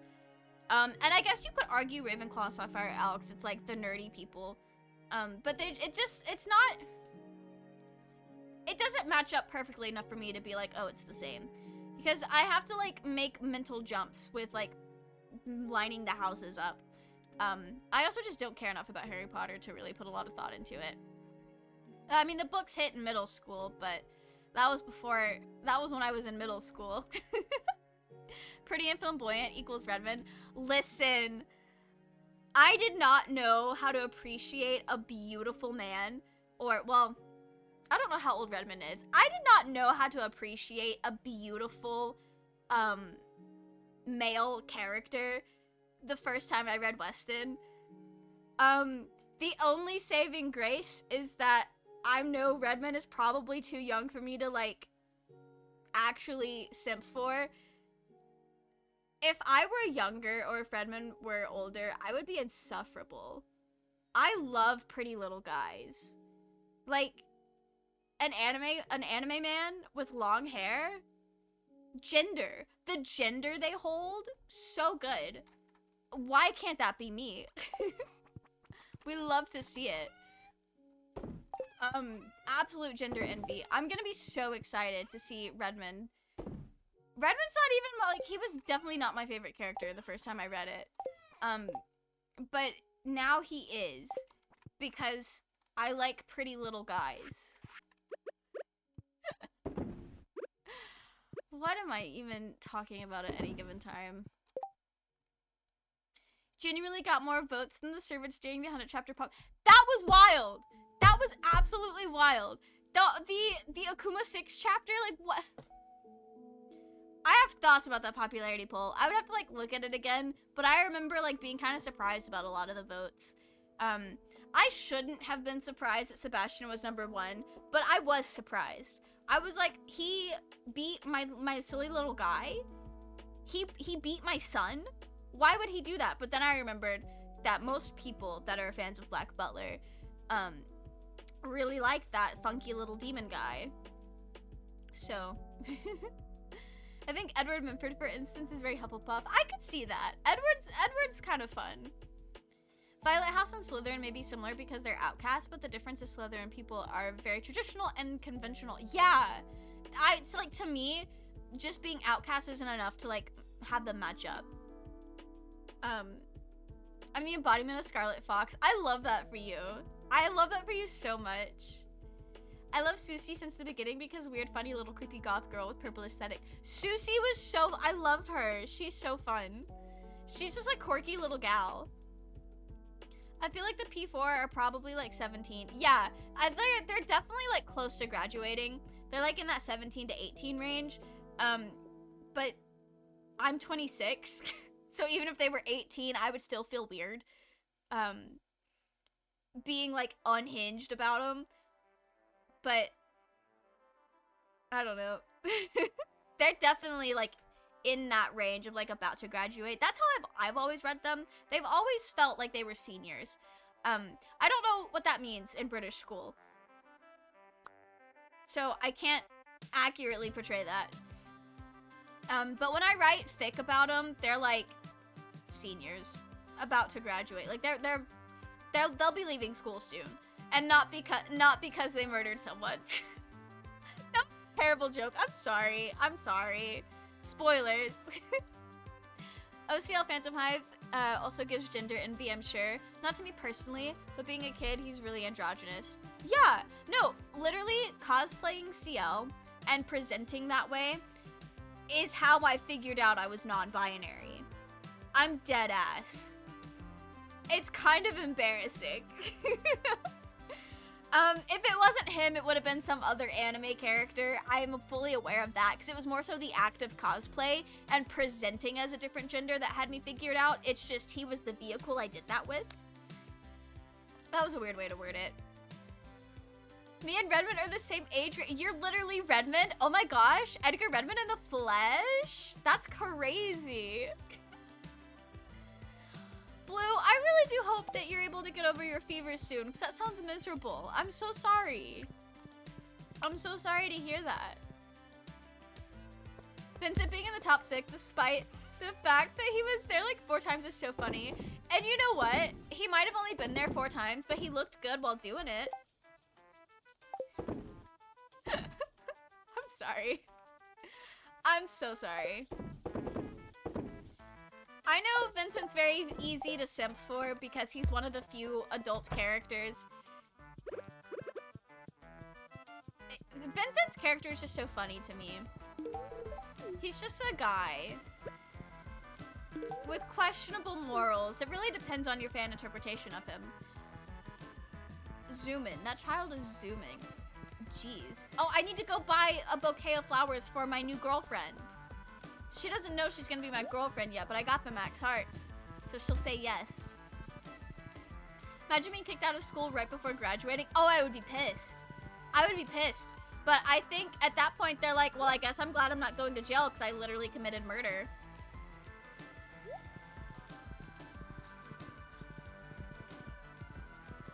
It's kind of embarrassing that I figured I was not party because of CO. Favorite girl, I was in love with the guy when I was 14. I can't blame everyone for being cringe. You know what? That's so fair. At least I can say I was never in love. I'm sorry. That was a little out of pocket. That was a little out of pocket.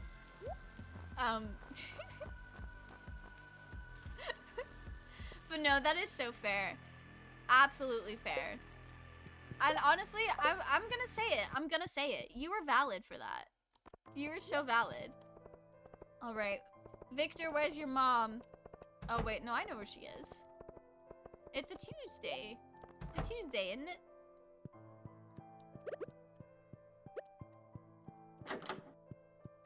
Give me a potion of fire resistance and I'll swim in a pool of lava for real. Oh no, Blue, that sounds miserable. I'm so sorry you're going through that. I didn't mean to give you that. I got a new girlfriend. So now we've got a wife, a husband, a girlfriend, a girlfriend, a girlfriend, a boyfriend, a girlfriend, a girlfriend and a girlfriend and a boyfriend. What are we up to? 8. We're up to 8. Another boyfriend, that's 9. We have 11 partners, 2 of which we're married to. That's like kind of slay of me. I think Vincent's popularity is favored by resemblance to Sebastian. Yeah, I think that's part of it. And I think part of it could also be that the teenagers that did have crushes on CL, they could age out and just be in love with Vincent instead. Because depending on how you decide to characterize him, they could be the same person. Again, like, he doesn't have that much screen time, so his character is really up in the air for people to interpret however they want. And people have said in the manga to CL that he's a lot like his father, or he's walking the same path of his father. So it's not much of a stretch to say, depending on why you like CL, Vincent's the older, hotter version. I hate that I said that. Never thought I would say it, but I would actually jump into a volcano because I'm so freezing at the moment. Oh no, do you like, that's, oh, you definitely have like the flu or something. I think you have the flu or something. That sounds miserable, Blue. When I first went that chapter during Weston, all I thought was, damn, that was fucked up. I was so along for the ride. Weston's my favorite arc. It's always been my favorite arc. I was so along for the ride. I was having a good time, and then I was just shocked. But I thought it was like kind of sick.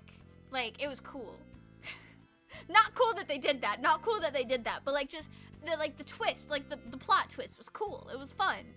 I made a really fun AMV about it, or like a MMV about it, because it was the manga. But it was like pretty wild. And it's like the brainwashing, all that for the tradition of the school. Like, bitch, I just go to school there. I don't care that much. Like, it's so, like, when you really, there's so much to unpack with it. I haven't fully unpacked it yet, but I'm sure I will when I get that far in my deep dive series. It's just so interesting. They're both also similar personality-wise in some ways. Yeah, that is fair. Vincent and OCL are extremely different personality to me personally, to be honest. That's fair. I would agree with you on that. I definitely would agree with you on that. I just know that not everyone sees CL as the silly little guy that I see him as. So I do have to like say there's probably some people that see Vincent as just, or see CL as a mini Vincent. Especially because that has been said in the manga. So, I'm delusional, but I'm not that delusional. The doc just extended my sick leave.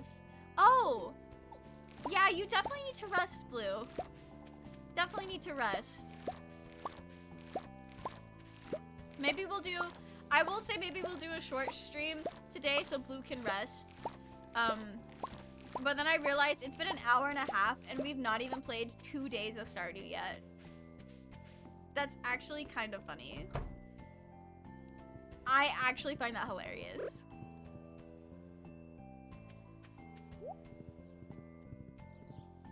Before I went from being brainwashed by a school to being brainwashed by a cult. And you know what? They're just like me for real, for real. Easily susceptible to manipulation and cult vibes. We've all been, please say we've all been there. Please agree with me. I am joking, by the way. It's a half joke. There for a period of my life, I was very, very easy to manipulate. I would like to think I'm not now. But I'm also not testing that theory. Oh yeah, I should probably make some copper. We'll copper that up. Alright, that's all of my coal. I need to make more coal. I need to go mining. I need to get some... I have like no wood. There's so much stuff I need to do. I need to go resource gathering. Well, okay, do I really though? Because I'm not making anything. I don't need anything. I'm just having a good, silly, goofy little time. I don't know what I'm doing. Do I have quests? I need to catch a squid. And I need to bring Demetrius a pufferfish. I need to be fishing. What am I doing? I'm gonna go check on my slimes. I kind of forgot we had this. I put on my jacket and eventually sleep in them. That's fair, that's fair. The actual doctor's not available, he just checked my lungs. Oh! Blue, I really hope you're able to get over this sickness pretty soon. Maybe RCL is more similar to Vincent, but OCL is acting as RCL most of the time. That is also true. I don't entirely know how I read RCL's character, because I know in a lot of the flashbacks, he's very protective of his little brother. He's very loving, but he also, like, is a little deranged. He has some moments that are a little odd, a little aggressive, but, like, I don't know if that's just him being a little weirdo, or if it's just, like, I don't know. I really don't know. I'm curious to see more of his character. I need to reread the memory arc. Yeah, I do. I need to reread and figure out what this kid is like. No need to end stream early just because of me. Don't worry about it, Blue. I'll end stream when I feel like ending stream, whenever that time comes. It's also mentioned that OCL is similar to his mother in constitution, so maybe in other things as well. Yeah, I could see that. I could definitely see that. Honestly, my personal read on the Phantom Hive family, I think they were all very close. So I think it wouldn't be like that big of a stretch. Dove! Welcome in! Welcome in, Dove! How are you? Let's get a, oh, I've got all caps on. Welcome in, Dove! Thank you so much for bringing your coop over here. Your flock. I don't know why I called it a coop. Welcome in! We are just vibing, playing Stardew Valley, and talking a lot about Black Butler, because there's quite a few Black Butler fans in chat. We are discussing. Welcome in! I hope your stream went well. What did you guys play? What did you guys get up to? I'm also a little bit behind on chat, so I'm like reading my way through it. I'll get back to what I was saying about the family being close after I catch up on chat. Don't worry about it, Blue. You are not ruining the fun. Personally, don't see OCL as acting like RCL ever, to be honest. He may have tried to act like him. The chat moved. Okay, he might try to act like him when he pretends to be cute, waddle, ooh, guys like it West and stuff, but otherwise he's himself. That is so fair. I've been rereading Black Aqua, welcome in! That is so fair. The early scans are really rough. The early scans being so rough is why I decided for my video essays I was only going to take pictures of my own physical manga. And because I started doing that, that means I have to do that for every video afterwards. Because I'm weird. But yeah, it's a lot. The early scans are horrendous. I'm so sorry, Aqua. If we lived closer together, I would let you borrow my physical volumes. I don't know where you live, but I know it's not close enough for that.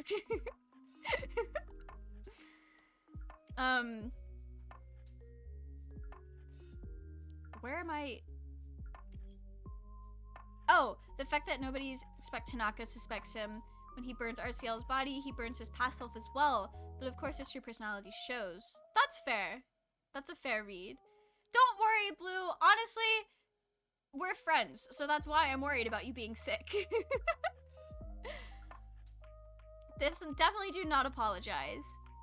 You have a point for trauma, and maybe Lizzie wanted to believe Ciel was back, but it would have been very difficult to lie to Francis as she's very sharp and perceptive. Yeah, so you also love Black Butler? Oh my gosh. Well, welcome in, Dove. I did not know that about you. I spend a lot of time on the internet talking about Black Butler. It just kind of happens. I was playing Minecraft, worked on a library for my desert world. Oh, that's so exciting. That is so exciting.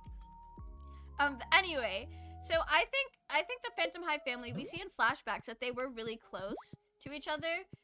And stop attacking me. I don't know how to. What is this? Oh my gosh, I'm gonna die. Okay. Oh, I needed to fill up the thing.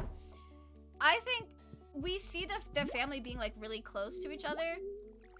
And I think it wouldn't be a stretch to say that like they've all had an impact on the twins' personalities.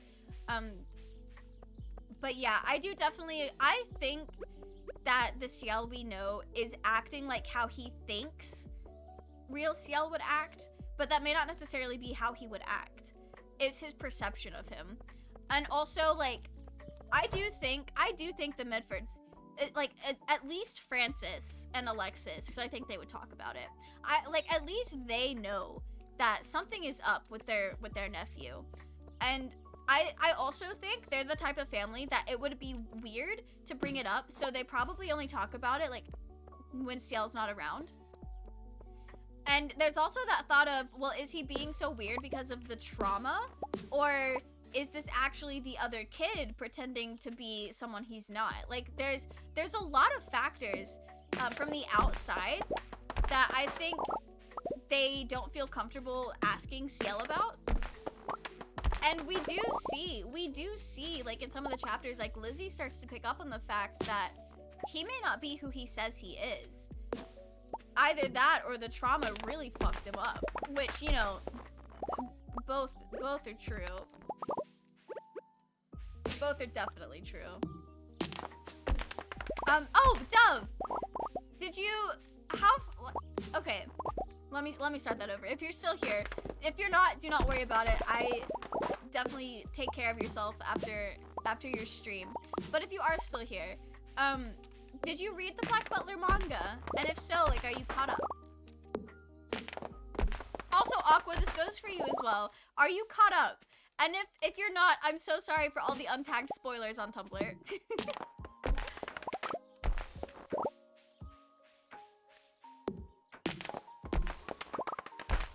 She still doesn't spend that much time with OCL's Tanaka, though, and Tanaka literally lives with him while Francis didn't. That is also fair. I think Francis probably still would have been able to pick up on, like, some differences, but there's still that thought of, is it the trauma or is it the other twin? Because when Lizzie starts to realize that there's something wrong, she doesn't immediately go to, oh, it's the other twin. She goes to, what the fuck happened to him? So I think Francis is probably having that same kind of dilemma. Francis' major complaint was that OCL was sick and shy, but the change in personality was visible. Yeah, I mean, trauma does that to you, and RCL would have come back a different person as well if he had survived. That's just kind of how it is.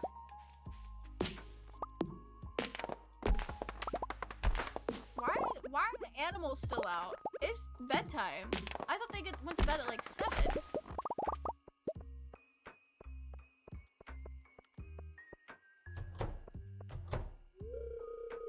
Trying to sleep? Y'all are outside. Huh? They're so weird. Right now I'm wearing longer pajamas, jacket and sweatpants on top of my pajama pants, still freezing. Honestly, that sounds like the kind of fever that you're not going to be able to get warm from, Blue, and I'm really sorry. That's really miserable. I think that the Midfords are very suspicious of RCL, but don't show it. I don't know if the like, obviously Lizzie knows about RCL at this point, but I don't... Wait. It's been a really long time since I've read the confrontation chapter. I forgot they were there for that, actually. I think they were there for that. I think everyone's just kind of confused and trying to see what's going on. I don't know. I would have to reread it and see what my thoughts are. My thoughts are a little jumbled because it's been so long. Oh, I got so much wood from that. Hello. Sitting here like, because I love character analysis. Oof. We all have a lot of thoughts out here. Gonna go get something to eat and return. May return or not, but night Bessies. Good night, Christmas Guardian. Thanks so much for coming and hanging out. I hope whatever you get to eat is very delicious. And if we don't hear from you from the rest of the night, I hope you have a wonderful rest of your evening. This was fun, but I'm always up for talking about Black Butler and analyzing characters, but I have to go now. My mind reached its limit. That is so fair. But thanks for coming and hanging out, Desi. I will see you around, and hopefully we'll see you next time. Can confirm trauma made me a disturbingly different person. Yeah, no, it does that. Oliver and Lizzie were there, but not Francis and Alexis, I think. I honestly don't remember. I literally do not remember. They were there and also later. Yeah, I was confused on who Oliver was. There's an OC and Devils Like to Dance named Oliver Midford. Oh! Interesting. He's like Edward's descendant. That's actually really cool.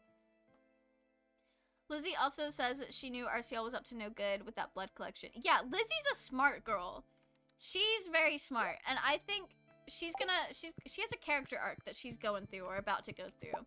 Because she has that moment in that one chapter where she's like, I think it's the Easter chapter.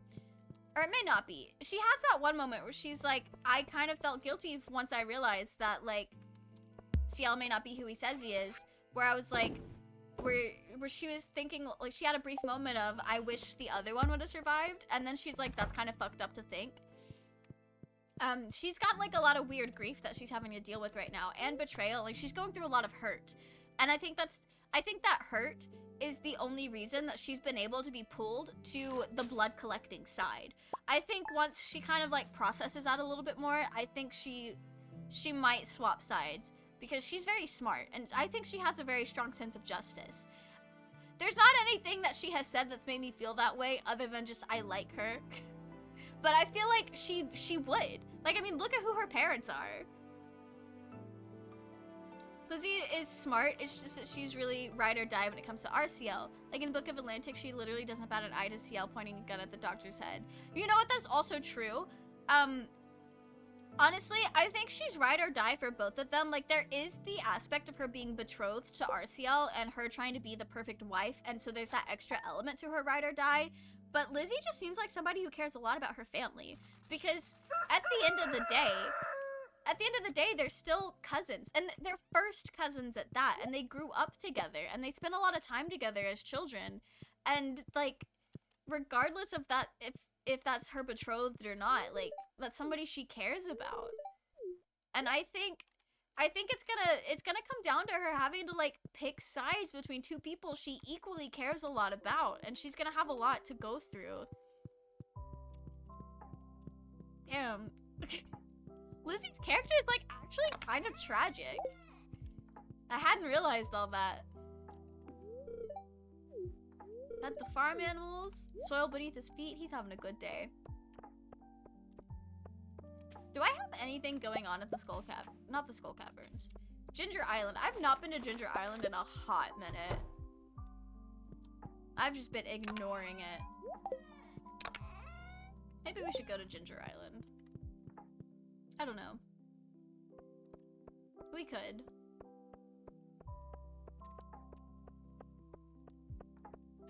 I really hope they don't marry. Honestly, I don't, by the end of the series, first of all, I don't think the series has that much longer to go. As far as story, who knows how long it's gonna take to tell the story. That's a different conversation entirely. But I don't think our CL will be alive or in a state to be married. I think whatever Undertaker has going on with the Bizarre Dolls is temporary, and I don't think that's going to be able to, like, be a fully functioning, living human for any meaningful amount of time. And I also think the other CL, our sweet precious little baby boy, he is not going to live long enough to get married, but I think most people are aware of that, including the character himself. So I don't think we even have to worry about it. We do not have to worry about those guys getting married. She's kind of gray morality-wise, as in she's been raised to accept the queen's watchdog job because she was literally betrothed to the future's queen watchdog. Yeah, and honestly, I don't think there's, like, for the most part, it looks like the queen's watchdog, while they may have very underhanded and shady methods, most of what they do isn't, like, bad, per se. They're literally just very sneakily, solving and stopping crimes. Like, obviously, I know functionally the Queen's Watchdog would do a lot more than just that. Like, if this were a real-life thing, it would be a role that is very shady and abused. And it's played up, it's explained like it is, but the stuff that we actually see CL do, more often than not, is just investigating and stopping crimes.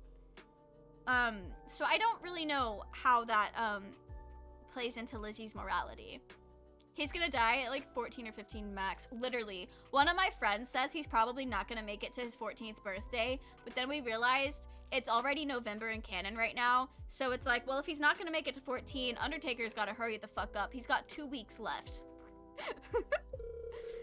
Why is Victor here? My mother mentioned you two started dating? Yes? You don't need to explain yourself. I'm not weirded out by it or anything. I haven't seen her this happy in a long time. She speaks fondly of you. This is something she needs in life. I'm happy for you two. I love that. Well, that's all I came by to say. I'll leave you to your farm work. He's so nice.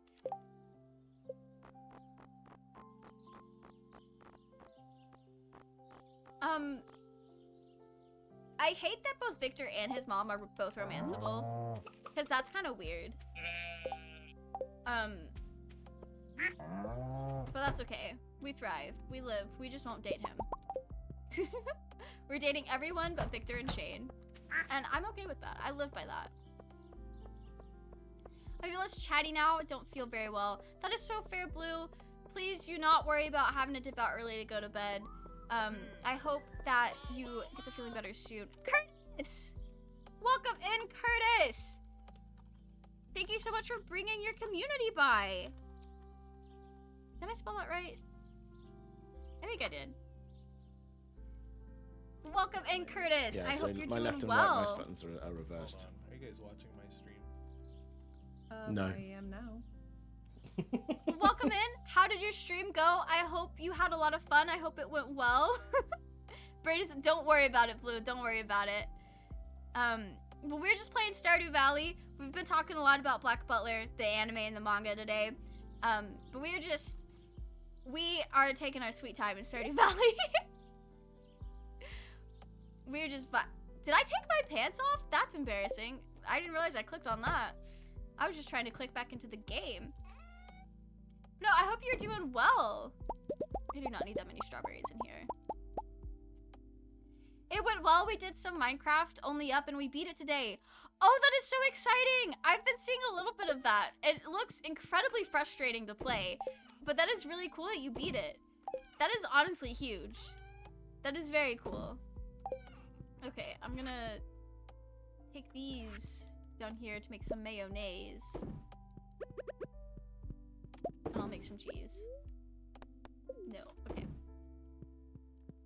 I think people who want Sebastian to ECL for compensation forget that Sebastian has already eaten OCL, and that without the contract he could snatch all the souls he wants. That is so fair. Oh my gosh!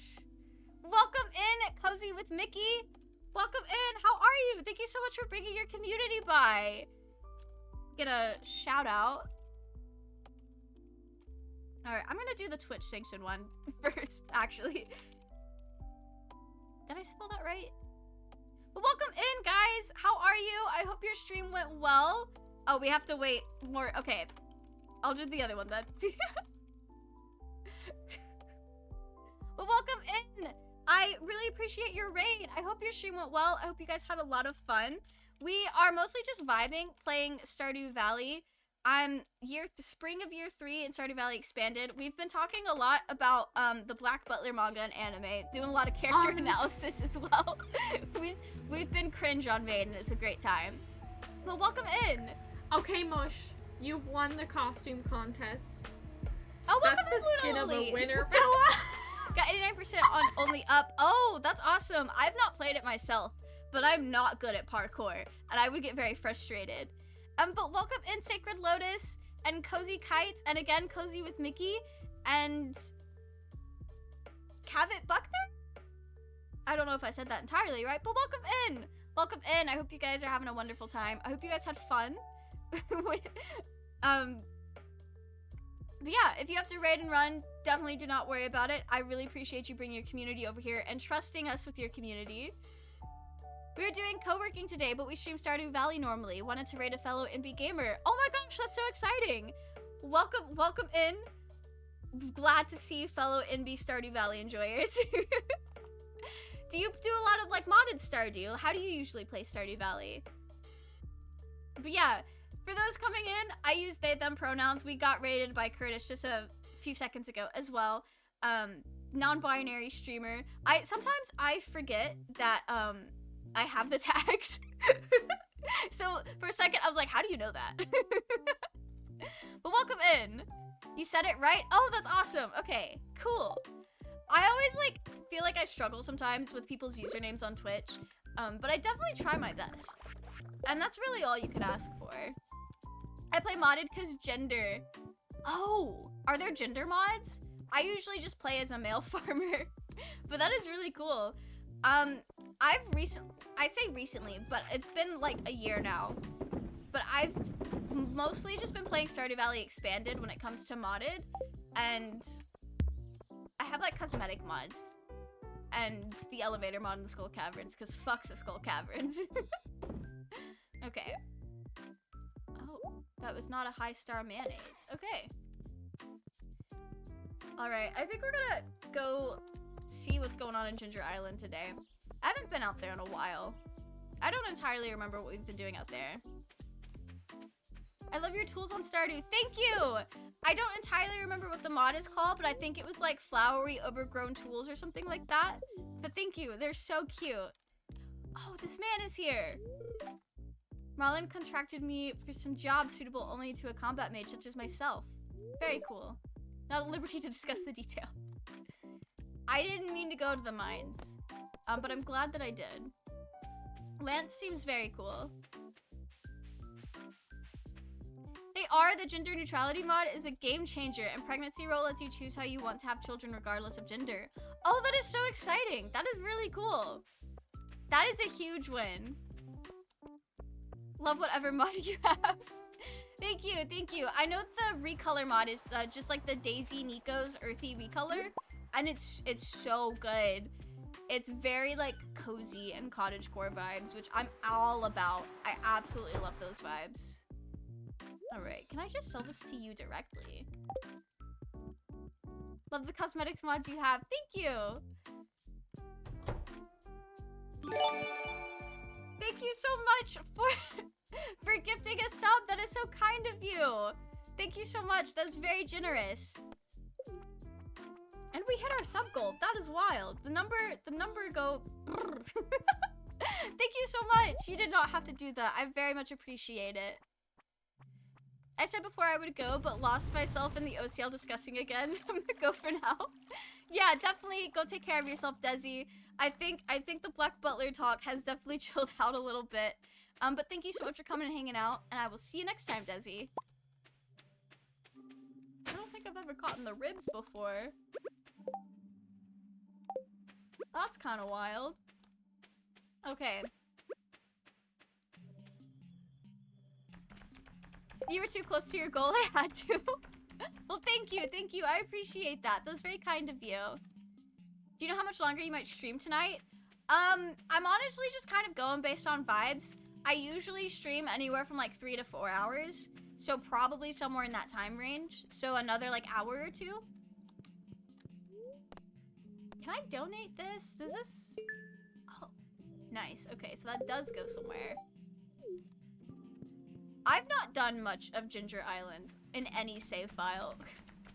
So a lot of this is still very new to me. But I do know we can probably find fossils here as well. Me and you need to have a Black Blood discussion on Discord one of these days. We absolutely do. I want to sit outside and get some fresh air for a bit post-stream, but I'll be back in like 30 minutes. Yeah, of course, of course. Definitely go take care of yourself. And thank you for coming by. And if we don't hear from you again for the rest of the evening, I hope you have a wonderful rest of your evening. But thank you so much for the alert. Okay. I know a lot of people set up farms in Ginger Island, and we probably should as well. But I don't know if I'm ready for that. I don't think I'm going to start using it as a secondary farm until we get the resort set up, because I know you can set up a resort. I've seen pictures of it. And I think that's what I'm going to do. Because I've been going hard in maxing out like my friendships with everybody. And we've still got a long way to go for a lot of the characters. You can definitely tell which characters I like the most. Or like the ones that are easiest to befriend. We'll be defending the shit out of OCL while simultaneously bullying him for real, for real. Absolutely we would. That's my favorite pastime. Sorry, but I think I'm gonna sleep now. Would love to stay till the end, but it's just not possible. Do not worry about it, Blue. Please take care of yourself. I hope you sleep well, and I hope that the rest that you get helps your body recover from whatever sickness you've got going on. Thank you, Desi, for the hydrate.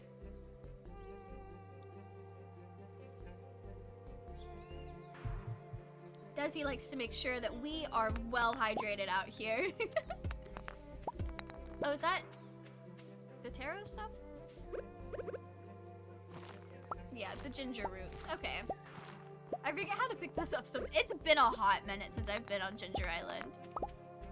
Heated up lasagna. Ooh, nice. It's been so long since I've had lasagna. My grandma makes really, really good lasagna. But I hope your lasagna tasted good, Christmas Guardian. I'm now curious if there's a ginger neutrality mod in Terraria, especially considering it was important enough that being added in the next official update. There probably is. I feel like a lot of people who like the types of games like Terraria would be the like kind of people who would need those mods or want those mods. So that's homophobic. I feel like there definitely is. Literally the other day I joined a stream and the streamer went, oh, today, I was like, I have drink no water today. Desi will be so disappointed in me. Oh no. Yeah, no, that's so fair. I feel like I drink a lot of water. I feel like I do. I don't know if I'm accurately or adequately hydrated, but I definitely drink some water. Honestly, like, I think water is so good. Like, I think it tastes amazing. I think it's so, like, nice to drink and consume. Just me simping for water on main. Okay, I don't think I can go anywhere that way. We're still hunting down all the walnuts, the golden walnuts. So I think we need like 100 of them to unlock the like Mr. Cheese room. Is there a way to get there from here? No, there is not. Okay. I feel like there should be. I'm gonna go shower, but I'll still be on stream. Yeah, of course, of course. I hope your shower is nice and relaxing. Not me traumatizing streamers into drinking water because of me only redeeming self-care commands for the streamers. That is so iconic of you though, Desi. I've been watching streams and working on schoolwork for hours, and I'm finally done. Congratulations on finishing your schoolwork, Ren's Lullaby. Also, welcome in. I hope you're doing well. But no, it's like, I also, if I'm having to do anything productive or like work on anything, I also need to like listen to streamers or just have something going in the background. But congratulations on getting your work done. That is definitely very big. How is it already 6:40 p.m.? All I've done is just walk around. Alright, we'll pick up the coconuts, I guess. Try to be a small positive presence in the world in my little ways. Yeah, and you definitely are. Also, thank you, Luna, for the stretch. It's been a minute since we've stretched. I shall join in with the health positive chaos. I definitely appreciate that. I feel like having a nice little stretch break while playing games is so important, but it's so easy to forget to do that. Because I never think about it unless I'm like sitting here like, wow, why do my shoulders hurt so much? And it's just because I need to stretch. So, I definitely appreciate you for doing that. Thank you so much for the sweet words, Mel. Now back to the Hualian fanfics, for real. Oh my gosh. I hope you have fun with those. I feel like Heaven's official blessing. I don't know if I'll end up reading a bunch of fanfic for that. Because I know with the other MXTX books that I've read, with Scum Villain, like I read that and I was like, this is so silly, goofy, fun times, that like by the time I finished it, I just really liked canon. Maybe it's because the characters didn't like implant themselves into my brain, because I've noticed that when it comes to fandoms that I read a lot of fanfic for, it's because the characters just live in my head and I cannot stop thinking about them. So maybe I will end up reading a lot of Heaven's official fanfic, because I think about them a lot already. I don't know. We'll see, we'll see.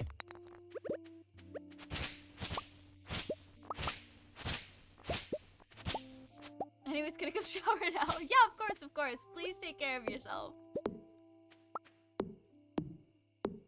Lives in your head rent-free. Literally. Should probably do a proper stretch and warm down after playing only up. Oh, you absolutely should. I just realized my charger was unplugged the whole time I was charging my AirPods. Oh no! That's literally the worst. I've had that happen with my phone before as well.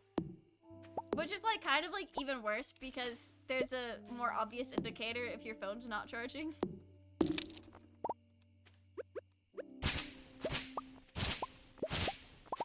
I just decided today that if I have to read fanfics of a non-canon ship of two side characters with a difficult relationship, you know what? You're so valid for that. You are so valid for that. Oh, I need to keep an eye on the time. We're just gonna come clear out this part of the farm, I guess.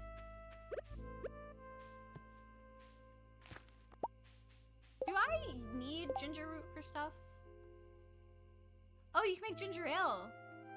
That's pretty cool. Okay. Yeah, I'll hoard it. I'll continue to hoard it. I should have made a warp totem to the farm. I should have done that.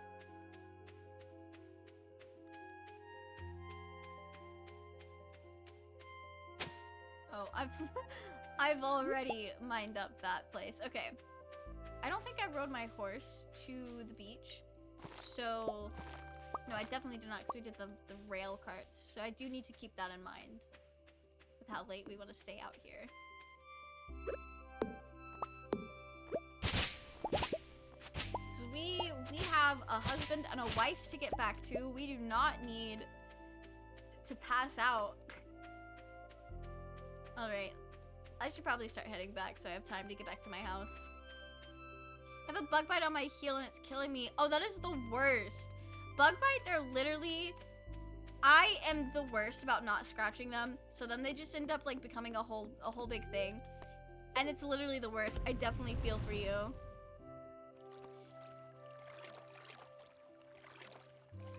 I'm a terrible artist. I don't look after my hands nearly enough. You know what? That is so fair. So a few of my friends that have like office jobs and write a lot of fanfic as well on the side, have developed carpal tunnel. And I'm over here like, wow, I need to be more careful because I also stay on the computer. It's a scary world out there, you know? Okay. Let's run back home. I don't know if I need the snake vertebrae on Ginger Island. I should have paid attention better for that. But that's okay. I'll put it away. And then I will forget about it. And I will just have it hoarded forever. Well, that's just what it's like to play Stardew Valley. Bye, Desi! I will definitely see you around on Tumblr, and we'll see you next time. I absolutely love berry season in Stardew Valley. I don't know why, but I love picking the berries off the bushes. It really is the little things in life. Send something to Discord. Oh! Oh, okay. I cannot wait to see it after stream. Okay, I do have stuff to sell. Mostly foraged goods. Yeah, I will sell all of that. Okay. We gotta run this by the blobfish real quick. There we go. Okay, I need to get my ass in the bed. My husband and my wife are fast asleep. Now we will join them. How have we taken 2 hours to play 3 Stardew days? I still can't believe that we've been slow pacing it so much today. Apparently the Splatoon wrist exercises are great exercises for artists. I found that out after a random credible art video I recommend. Oh, yeah, that is really cool. I've seen this one TikTok about like the different ways to stretch your wrists for artists, and that's been really nice as well. I really liked that a lot. I love Elliot so much. And Leah. One of these days I'll have to do your portrait. She says that so often. Okay. I think it's so funny. I didn't know that the artifact trove cat thing was like a modded thing.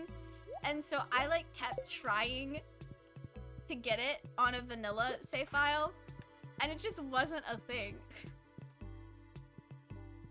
I think that's very funny of me. Okay, I have a lot of items. Actually, we have a lot of geodes to process as well. So I will take all that to Clance in a little bit, I guess, when he opens. Been having feelings about a relationship we just started. I need to tell you some things. You visit me at my residence when you have a chance. Yeah, of course. Let me check my hearts with her real quick. Okay. Not max hearts. I don't know what that's about. Okay. A pizza in the mail. I don't know if that goes very well. I don't think I need bones. I'll keep the bone fragments, I guess, as materials. Raging! Welcome in! How are you? Hope you're doing well.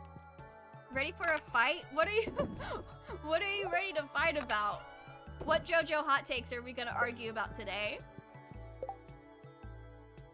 Apparently, oh, I did read that about the Splatoon wrist exercises. Wrist exercises are so fun because it's like the part of the body that I think a lot of people forget that you need to like stretch and like exercise a little bit. But I always forget to. I don't know, but I'll find a reason. You know what? That's so fair. That's so fair. Valid. Okay, nothing in there is ready yet.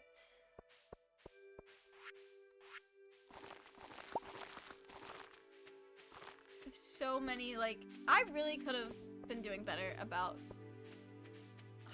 like buying more seeds, but that's okay. But, like, I feel like in Stardew Valley, by the time I get to year 3, I really don't need to be farming anymore. Like, at most, I will collect food for the sake of like hoarding food for recipes, but when it comes to like actually making money, I get to the point where like the only thing I'm doing is the stuff in my greenhouse. And that's all the money I need. And then I do a little bit of animals for the vibes.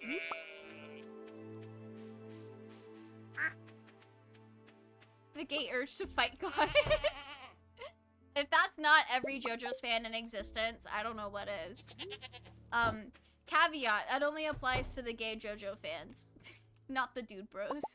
Sorry.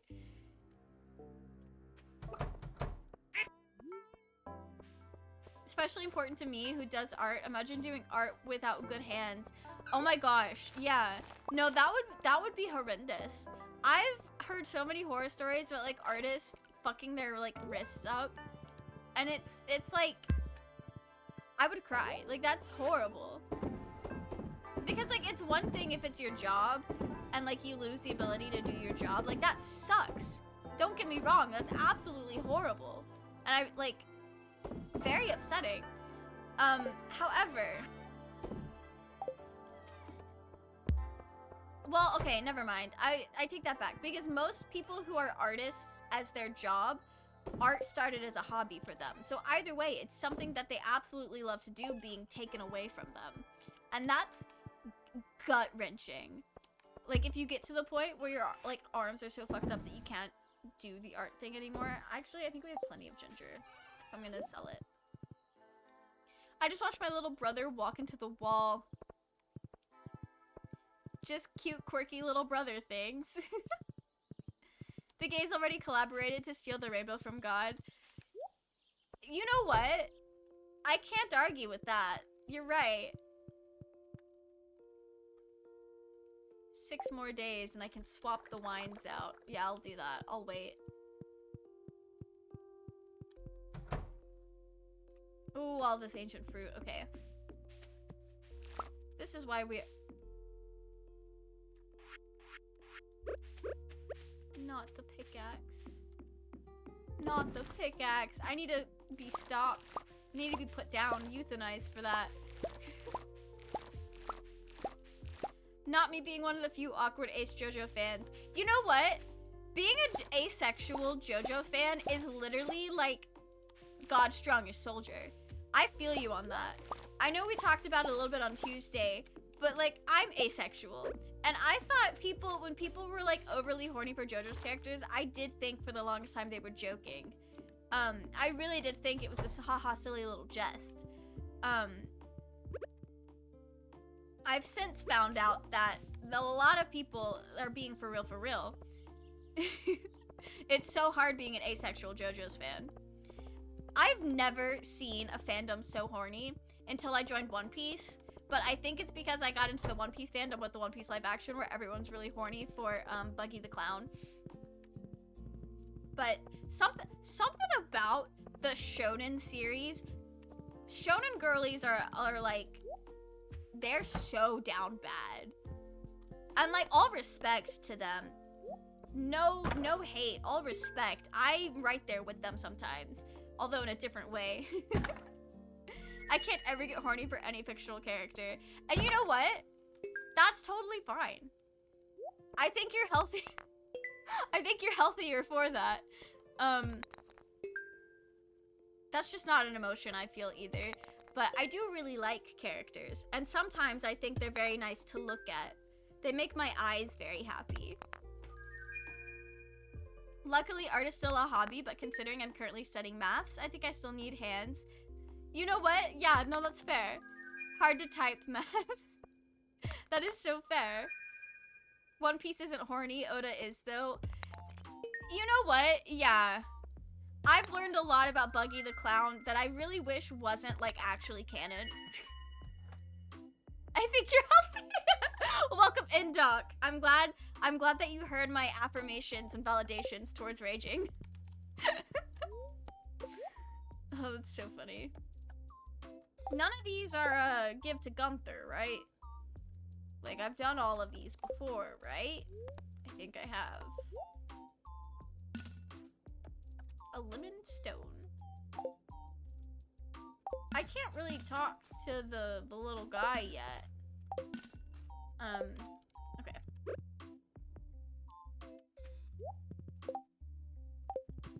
I have something Gunther will enjoy.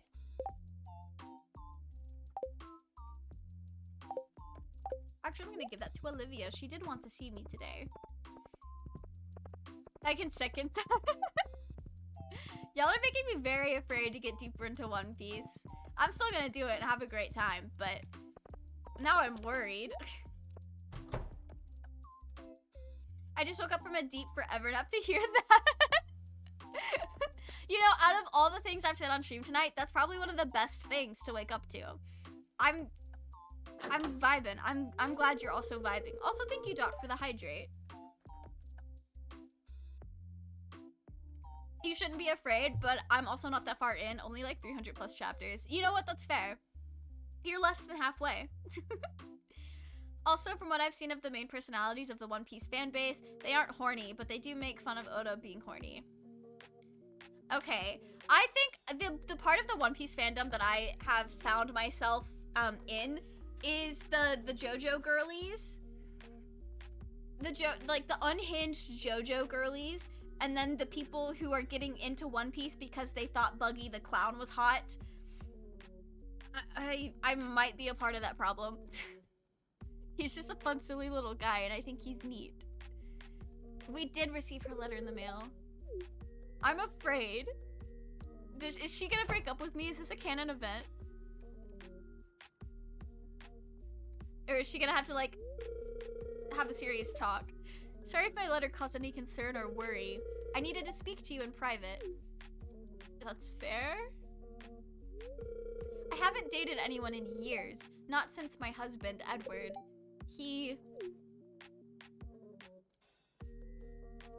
Stardew Valley Expanded really said, let's give trauma to all of these characters. He passed away some time ago. That sucks. I feel guilty, like I'm betraying him. I don't know if I can be with you, Mel. And that's so fair. You need to follow your heart. You're right, we should call this off. Follow your heart. If your heart says to call it off. I don't know how Okay, you're right. I need to follow my heart and trust my feelings. Edward, truthfully, he would want me to be happy. And I'm happy with you. I'm so good at dating sims. Yeah, I know Oda's the author. I'm familiar enough. Buggy's probably gonna become the Pirate King one day. As he should. That's absolute king behavior. We love him. I don't know if I'm gonna change opinions if I ever get attached to Luffy. I feel like I could get attached to Luffy because he's just a silly little guy as well. He's a gremlin. He's just a silly little gremlin. But like, I'm gonna be very proud of Buggy if he does that. Like, good for him. How's Terraria been treating you? Welcome in, Toka! Terraria was very fun. I haven't really played it since we played it on stream, but I absolutely loved it. And we will be playing more of it. We'll definitely be playing more of it. I just also started playing a JoJo's game. That's gonna take me a little while to get through. Just got on my computer and now see you're wearing glasses. Yes, they're not prescription. I don't actually need to wear glasses full front. They're real glasses, but they're fake glasses. But they are also blue light the blue filter glasses so that you don't fuck your eyes up on your computer. But they're also just vibes. I was mostly annoyed with Luffy, never hated him, but I've grown to like him more. That's fair. I thought Luffy was annoying for the longest time, which is probably part of why I never watched One Piece. But now that I am older and more patient with annoying child characters, I don't hate him as much anymore. Like, I've read the first few chapters of One Piece, and like, he's kind of endearing. Like, he's just a silly little guy with a goal. Like, he's just a little kid. I don't know how old he is, but he's just a little guy. He still has moments, but he isn't as bad as most people say he is. I think most shonen protagonists could be described like that.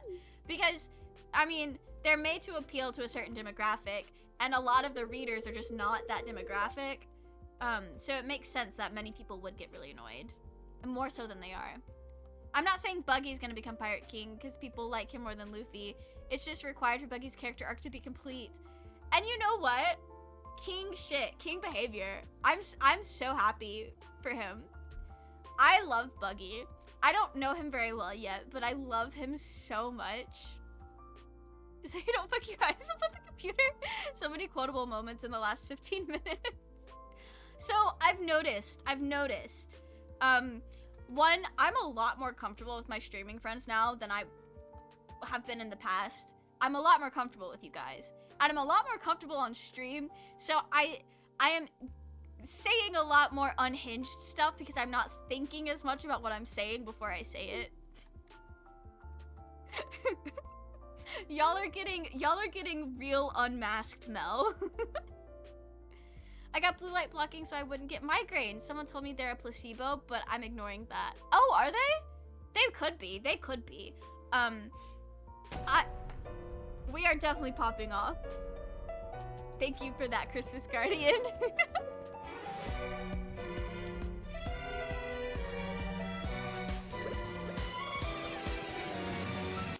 Absolute vibes. Okay, what was I saying? Right, I have noticed a difference on like eye strain with the glasses that I don't think was placebo, because I'm gonna be honest, I bought these glasses for a cosplay and I bought them thinking the blue light filter meant something else. I was kind of dumb with it. And then so I was very much like, are these the blue light filter glasses that help with eye strain? So I didn't know if they even were that. But I felt a difference. So I don't know if I'm just really, really good at tricking myself or if it really is a thing. But you know what? We vibe. We vibe. I also really like Jotaro and don't think he's actually OP. Fight me. You know what? Jotaro is the same man that got his ass handed to him by some rats. So I do have to agree with you. He's not overpowered. That's a little unfair to him. I like Jotaro. I think he's fine.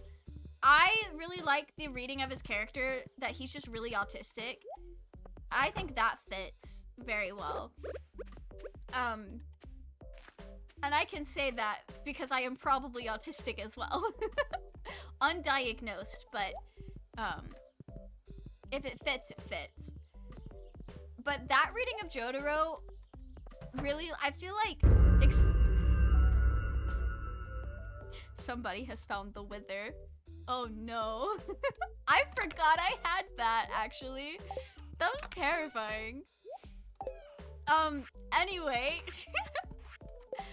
I like that read on Jotaro's character because I feel like it adds a lot and it explains a lot of his characteristics that are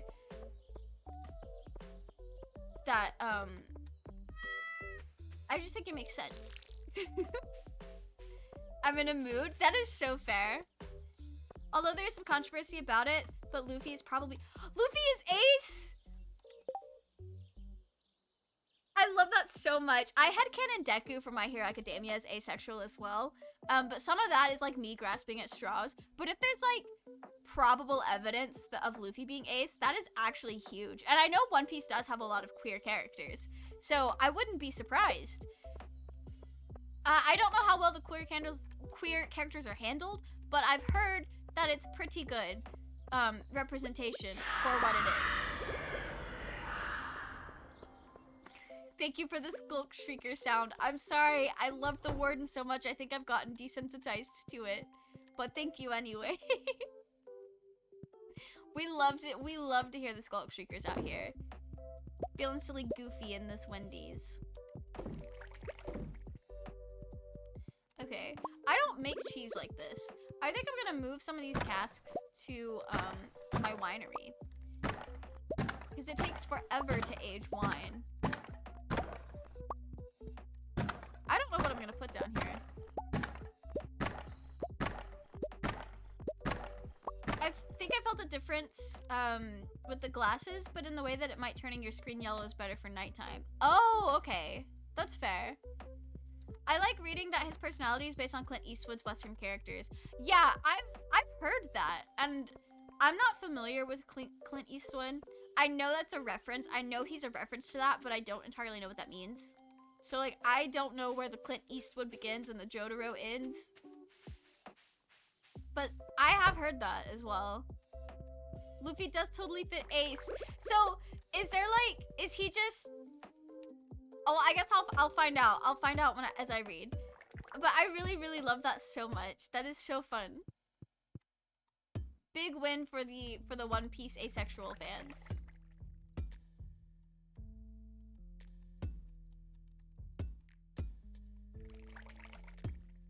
The fact that I have to be able to reach all of these is so annoying. Okay.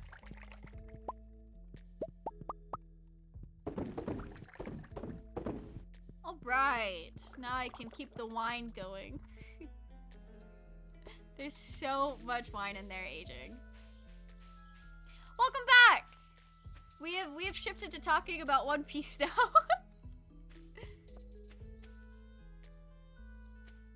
Isn't Luffy Joy Boy? How can he be Ace too? What does that mean? What does that mean? If it's a spoiler, don't explain it. But what do you mean by that, Toka? There's a character in One Piece who automatically wins most battles as long as the opponent has any sort of lust towards them, even including people not attracted to that gender. Luffy was completely immune. I love that so much. That's such an interesting power. That is very interesting. When you read more into it, you'll totally see the ace. Yeah, I know I will. I'm so good at seeing asexual people. Very good at projecting. Jotaro is also literally designed based on Clint Eastwood, even his most famous pose. Yes! I did know that. I did know that. I have heard that as well.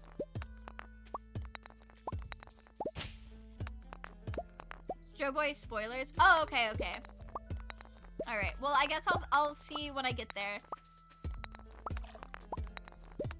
You were thinking of Ace? Oh. Okay. That makes sense, that makes sense. I know a little bit who Ace is. I know Ace is one of the characters that everyone simps over. I see a lot of really pretty Ace cosplayers. I just see a lot of really pretty One Piece cosplayers in general. Feel Toka has no idea what Joy Boy means. That's why I was confused. I'm so confused. I'll learn as I get there, I guess. You were thinking of Ace, not asexual. Oh! Oh, you were thinking of the character Ace. That makes sense. I can see the confusion. I definitely see the confusion.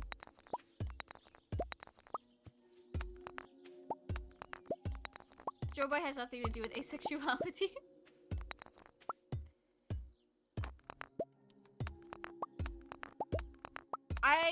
I'm gonna agree with Luna on that one, even though I do not know what I'm talking about. Completely forgot about Ace, the character. I see so many cosplays of him. I really do. And like, I've seen so many people say if the live action One Piece gets as far as Ace, that they are going to be absolutely unbearable. So I guess y'all watch out for that. Whatever that means.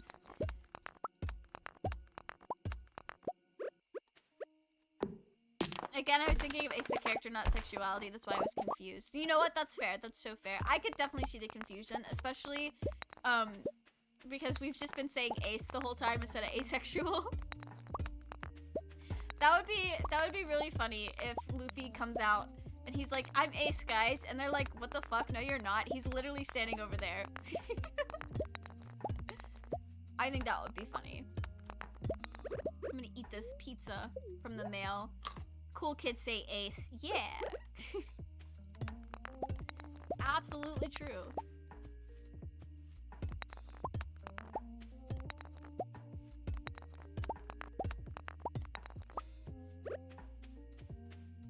What have I done to use all of my energy on this day? Power based on Medusa, turning people to stone, but instead of based on looking, it's based on lust. Oh my gosh.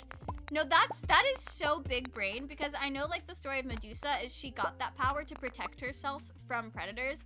Some people, so I think some legends say it was a punishment for being raped, but then others say it was a protection from Aphrodite. I may be wrong on from who, But that's such an interesting concept to take on the Medusa thing. So extremely strong characters can ignore the effects due to sheer ability. At the time, Luffy was not considered strong. I love that. He's just considered strong because he's asexual. I'm sure he's strong in his own right. Don't get me wrong. I'm sure he's a good strong boy in his own right. Actually, I'll keep the jade. Actually, no, I won't. I won't keep the jade. Nor will I keep the mayonnaise. On that note, I don't really think Luffy is asexual. I think he's just too immature to think of things like that. And you're completely valid in that reading. I don't know how old Luffy is supposed to be. I do know he's probably supposed to be incredibly immature. But also at the same time, plenty of people who lack maturity still have a basic grasp on what they're attracted to, in a sense. Like, people start to figure out attraction very, like, early in their life. So I don't think you can take the immaturity as like a sign of, oh, he's probably not. He's 19. He's 19? There's no way. I mean, I believe you. I believe you. Yeah, he's crazy immature. Just like me, for real, for real. 19, 17 at the start. He's so young. But like, he seems like he should be younger than that. That's wild. Yeah, I think if he's 19, I don't think immaturity would affect his exploration of sexuality. I think if he felt attraction, he would have some sort of idea. Had this reoccurring nightmare that you gave me a buzz cut.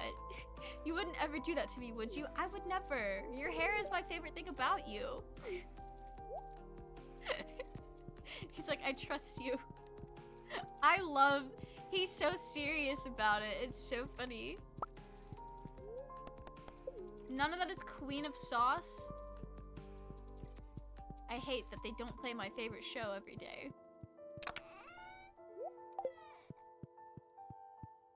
Leah out where? Oh, Leah's up there. Okay.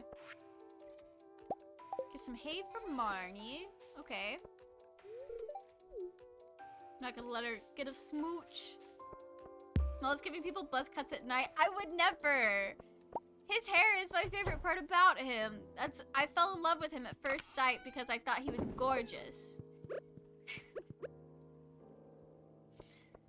The way I talk about fictional characters.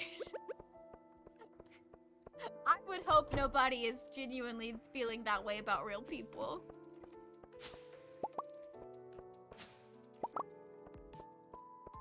The reason why there's some controversy is because Luffy was attracted to women for the first 2 sagas. He tried sneaking into a women's bathhouse, kicked between the legs and then been arrow ace ever since. He was figuring himself out. It was the compet, the compulsory heterosexuality. It was getting him. But no, that's fair. I could definitely see why people who are not asexual or haven't really experienced compet and what it feels like to realize that's what's going on, I could definitely see why they would read that as proof of him not being asexual. And it could also be that he wasn't intended to be asexual, but as Oda wrote, he just decided to make that change as well. But also sexuality is fluid, and so it is just possible. Well, also it's very possible that both things could be true at different points in time. But again, Luffy's not real, so it's not like he's gonna be able to tell us. Are y'all trying to summon the warden? Welcome back, Cozy. My partner's picking up McDonald's on the way home. I'm so excited. Oh, that's so nice. I hope the McDonald's is delicious. Me give you a buzz cut when you're sleeping? You must be going insane. Yeah, I would never do such a thing. Elliot has nothing to worry about. Thank you for that, raging. Okay, I need to chop down some of these trees. This is getting ridiculous. I think the controversy controversy is because the change happened when his manhood was kicked. Oh. Interesting. I don't know if that has anything to do with it, or maybe it does, maybe it doesn't. I also just think some people see asexuality as something that's not like a real thing. And I could see why some people would be like, Luffy can't be asexual. Only weird, traumatized people who are mentally ill are asexual. That's not true. I don't believe that, but that's what some people believe. And I could see why people who believe that would be upset about the idea of Luffy being asexual. Especially if he's their strong, self-insert man character. How are they supposed to live vicariously through him if he's asexual and not doing the things that they would like to do if they were Luffy? What am I stuck on? Okay, there we go. The trees, man. They're everywhere. Okay. Oh, I need to drop the hay off. Talking about a Stardew Valley? We're talking about Luffy from One Piece. I started reading One Piece recently, and they were telling me that one of the main character could be read as asexual, which is really cool. Yeah, SVE is Stardew Valley Expanded, which is the mod pack that we're playing with Toka.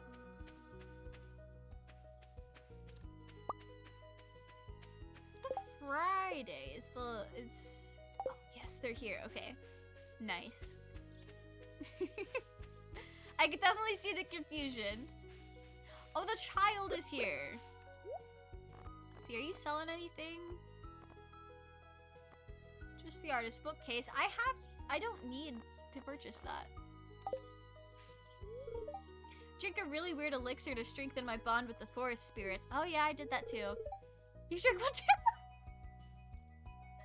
I love/hate when it seems like Stardew Valley actually hears me in response to what I said. It's so funny. It's like they know me. I haven't ever seen/read One Piece, but I was thinking this winter is the time to dive into it. Yeah, that's so fair. I've never watched it either.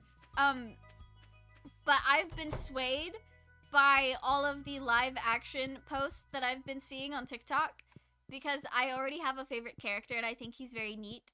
And I've started reading the manga because of him. I will probably watch the live action. I need to figure out if my laptop can still connect to my parents' Netflix account or not. And if not, then I'll have to wait till I go visit them again so that I can get it connected. I don't know if Netflix actually went through with the password sharing lockdown bullshit, but I've been operating like they have. So I'll have to see if I can watch it.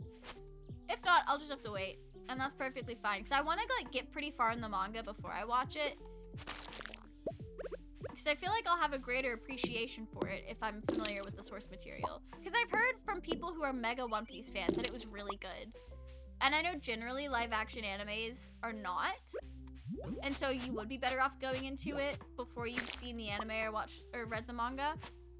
But I want to do things differently. I mean, a very arrow ace trait Luffy has is that he loves food and has gone on equivalents to dates purely for the food. He's such a vibe. I love him. That is so funny. I do the same high key. You know what? That's so valid, Toka. Absolutely valid. I haven't played Stardew Valley Expanded yet, so I was like, as far as I know, that's what y'all are talking about. No, that's fair. That's fair. Stardew Valley Expanded is a lot of fun. I've been really enjoying it. But I don't think there are any asexual characters in Stardew Valley. Other than, like, Krobus could be read as asexual.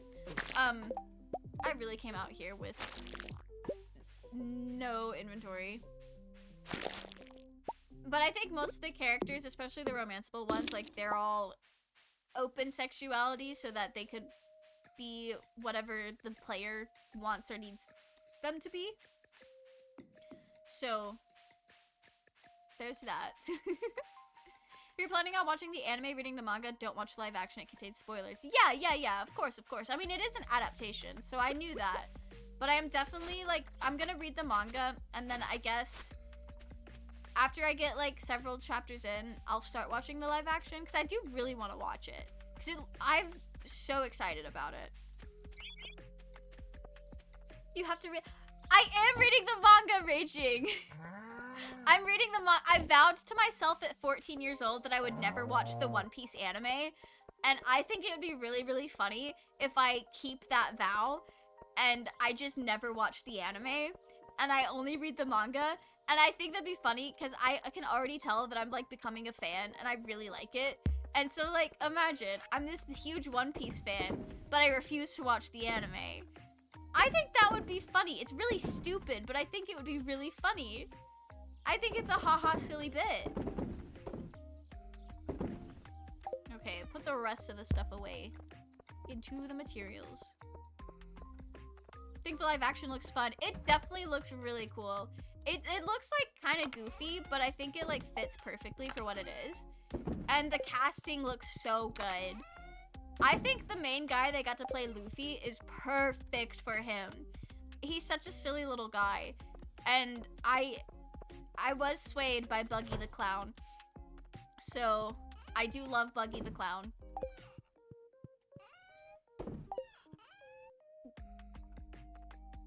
I have Silver Star Garlic. That's what I'm keeping a hold of. I keep forgetting that. Okay, we'll go plop the slime egg in the incubator.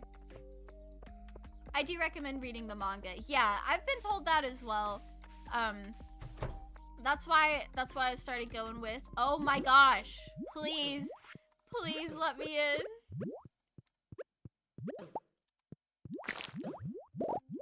These slimes. I'm going to die. I'm going to die before I can get out of it. That's insane. I didn't want to kill the slime. I need to figure out how to work with that. I think I saw the live action already got renewed. Yeah, I've heard that as well. I've heard it could, like, they've said it could theoretically go for 6 seasons at least. So that's pretty exciting. It's a bummer that there's not an ace character. Honestly, there aren't hardly any games that have ace characters that are confirmed canon. You know, that's true, that's true. I know a lot of Arrow ace people turn to Krobus because he's like, you can be roommates with him, but it's not romantic. Often left up to the player's interpretation. Yeah, that's true. The live action contains a major spoiler from the 4th saga in season 1. Oh, okay, that's good to know, that's good to know. The 4th saga, is that like, I know with One Piece they talk about the story arcs based on like the island that it's on, so is the 4th saga the 4th island that they go to? Or is that the 4th story arc? Because I've heard there's like multiple story arcs on an island. I may be wrong about that though. But, interesting. I probably won't ever watch the anime because I hear the filler is the worst and abundant. Yeah, I've been told the anime is a completely different story than the manga. Which I don't think that's entirely true, but yeah, I've heard there's a lot of differences. Shit, I guess I'll eat this egg I was gonna sell. Damn, I still have to go back in there and fill up the water. I might do that a different day. The slimes are the worst. I really gotta fence them in or something. I don't know how people live their life. Don't know how they do it. Haley, my girlfriend. I need to find some kind of hobby other than shopping. How do you even go shopping in this town? So I want to expand my horizons. Maybe I should learn to play the mini harp. That would be interesting. Welcome in, Malbear! How are you? I hope you're doing well. For real, the slimes suck. They absolutely do. They, like, it would be fine if they didn't slow you down. Oh. What cutscene is this? How do you even Haley? Raging, I'm dating, like, everybody. I'm dating everybody. Mel, over here, dear. Oh, is this an Olivia cutscene? Most islands contain one story arc, some contain many, some sagas stay on one island, some are on a series of islands. Saga 1 contains an entire ocean. Oh, okay. Okay. I guess I'll start to pick up the lingo a bit better, like, the farther in I get, and then I'll know when it's safe to watch the live action. Olivia is stunning. She's so there's quite a few new characters with the expanded mod. Olivia is one of them. And all of the new characters are just so, like, charming or just really nice. Who are all these people? These are all the townsfolk plus the expanded folks. It's a full house at the saloon tonight. I don't think I've ever seen it this packed. Emily will take your order soon. I'll wave her down for you when she sees us. They're from a mod called... Yeah, most of them are vanilla, but quite a few of them are from the mod. I'm sampling a new brand of wine from Sunshine Vineyard. It came all this way from the Fern Islands. They never cease to amaze me. I strongly dislike beer. It tastes like moldy bread to me. She's so real for that. I prefer dry red wine. Okay. The life of a farmer seems very demanding. I sometimes catch a glimpse of you going about your days with great haste. Tell me, how do you do it? I live my life, I guess. Olivia has me giggling and kicking my feet for real. She's so hot. I love her so much. Foraging and making food on the go. My. If you ever require a home-cooked meal, don't hesitate to drop by my residence. She's in love with us. Somewhere in chapters 431 to 441 is the spoiler in the live action. The live action went to chapter 95 in terms of content. Okay. Honestly, I think I will watch the live action before I get to 431. I think I'll be okay with the spoiler then. I don't know. I'll see how I feel. I'll see how I feel as I read. Emily looks so good in this mod. Yeah, so I've got the cute seasonal outfits, which changes like their outfits through the seasons, and they do Emily so good. And it's like it's also got like the cuter portraits built into it as well. And everyone looks amazing. It's a pretty major spoiler. Okay. I'll ask my friends who have read the manga and watched the live action what they think about it. I'll get a community poll going and see how people feel about it, I guess, before I make my decision if I want to jump in and get spoiled or not. I know a lot, but I also know nothing. I know the One Piece is real. I've seen so many of that meme, and I know that's a massive spoiler. That, like, that meme of the guy, like, the One Piece is real. I don't know the context for it.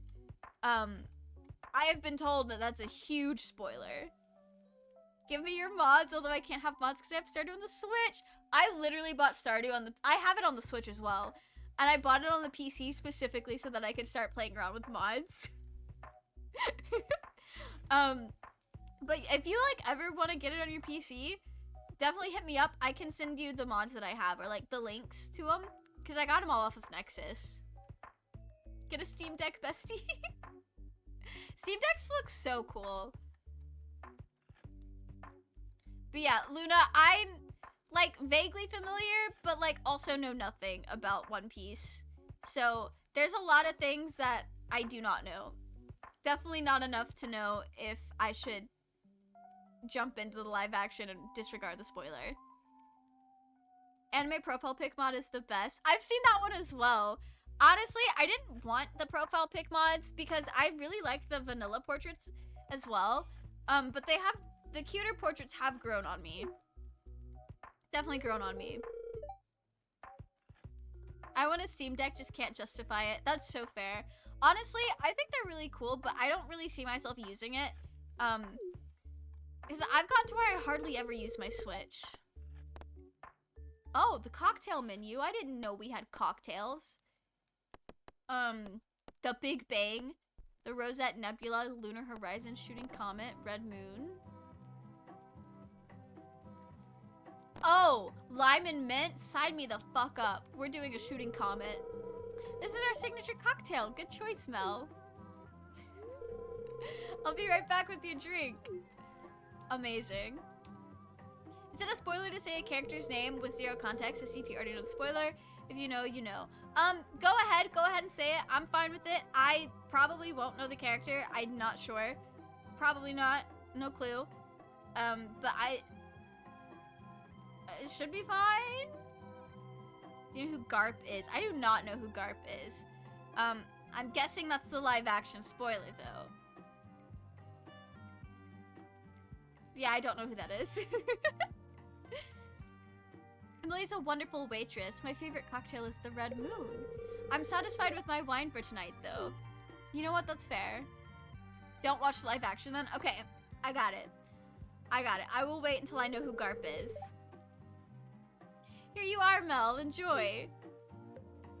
I've noticed that, like, lately it seems like a lot of things, like the live action shows or like the animes and stuff are made for people who have read the source material, because the Heaven's Official Blessing cartoon is so made for people who've read the books. I went into it, have not read the books, a little confused. I read the first chapter of the book and suddenly learned so much information that probably should have been in the show. Definitely was not made for new audiences. I feel like the live action would be like that as well. How far is Garp in the manga? I think somebody said around like the 431 to 441 chapter range. I want to tell you about some of my family residing in the Gotaro Empire. We get lore drop. I'm only about 100 chapters away. You're gonna meet Garp soon, Raging. Big win for the Raging. I don't know why I'm saying half the things I'm saying. Big win for the Raging community, for real, for real. Why did I buy so many orange chicken? Damn. I'm just wasting away out here. Okay. Give that to you. Doing the rounds, keeping my besties hydrated with beer. I did not mean to drink that.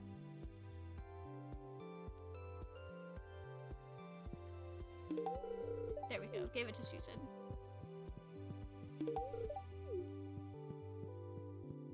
Alright. That to you. That to you. Does anybody else like this? Scarlet, who is not here right now. But other people like it. Okay.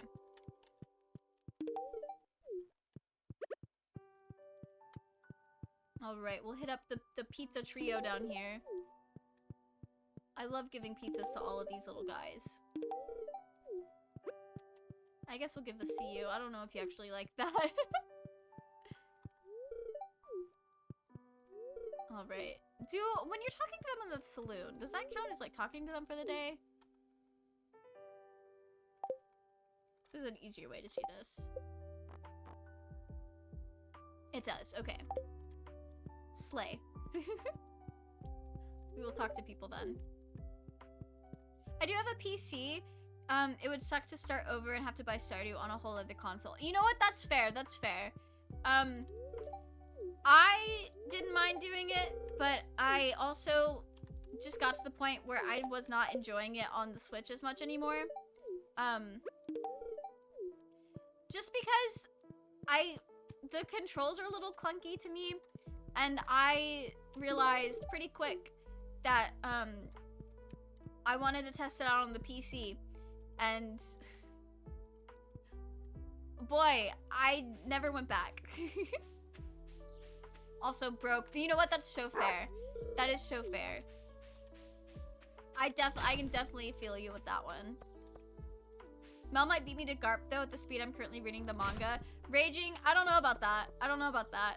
There's like 12 different things I'm reading right now because I got a bunch of new manga for my birthday that I'm still slowly making my way through. I'm rereading the Black Butler manga for video essays.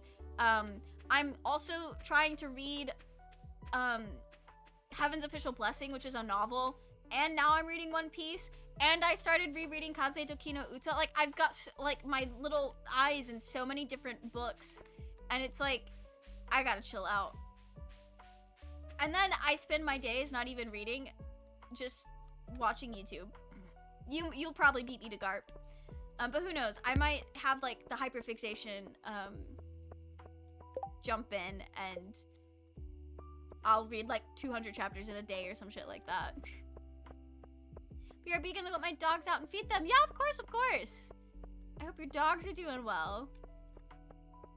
I'll tell you all about Carp. Appreciate that, Raging.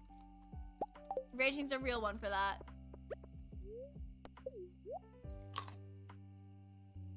I use an e-reader. Oh! I read online because I'm not paying for anything that would let me read One Piece easily. So I read online.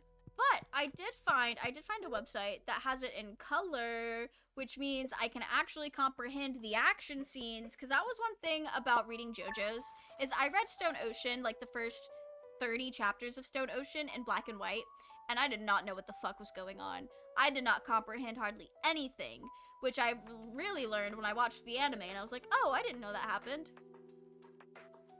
So I have found that reading action manga in color is a lot easier for me to comprehend what's going on. Especially like if it's an art style that gets a little messy, because I love JoJo's Bizarre Adventure, but the art style in the manga is a little messy at times. And like, that's totally valid and it looks really good, but sometimes it makes it kind of hard to discern what's going on. At least in my opinion. Or at least to my little eyes. Is Leah outside? Oh, she is. Okay. Garp is first shown in the cover story in the first saga, but remains mysterious and explains a little, and is properly introduced in chapter 431. Cover stories is also a reason why manga is great. The cover or the first page of each chapter has a cover image, and if you combine them together, you get a mini side stories. Oh! That's interesting. I don't know if all manga, like, does that. So I've never really, like, heard of that before. So I don't know if that's is that a One Piece exclusive, or have I just been reading manga wrong this whole time? Because, I mean, that's very likely as well. But that's really cool. Just Oda? Okay. That is really cool. Yeah, so I'm playing with the polyamory mod, which means I get to marry as many people as I want. But I think I'm gonna keep it at this little throuple, because it is the polycule of the century.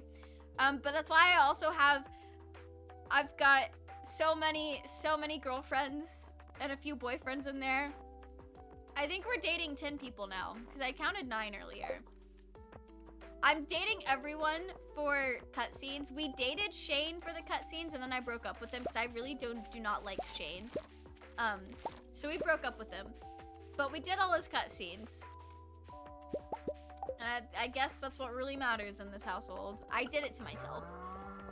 We were gonna marry everyone for all of the, like, extra cutscenes with marriage as well, but I got really attached to this little throuple that I made, and I made the executive decision that I'm not gonna add anyone else to it.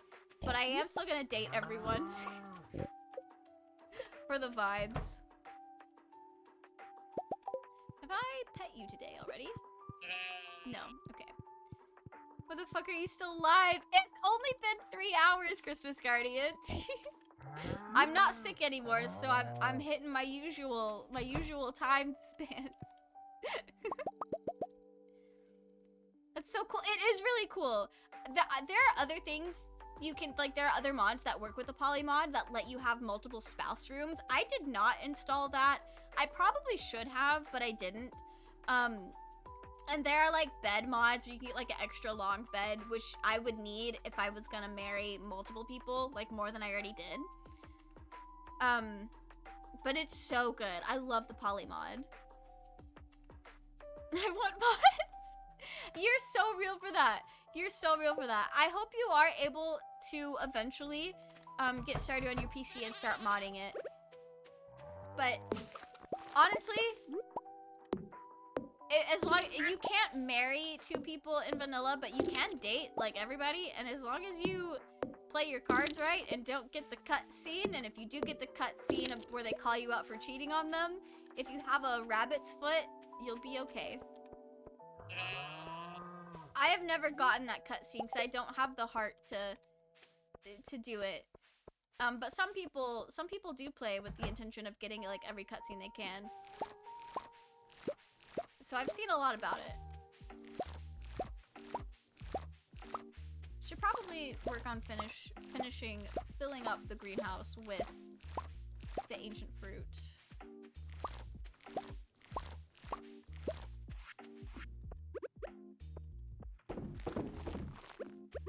I'll go sell the rest.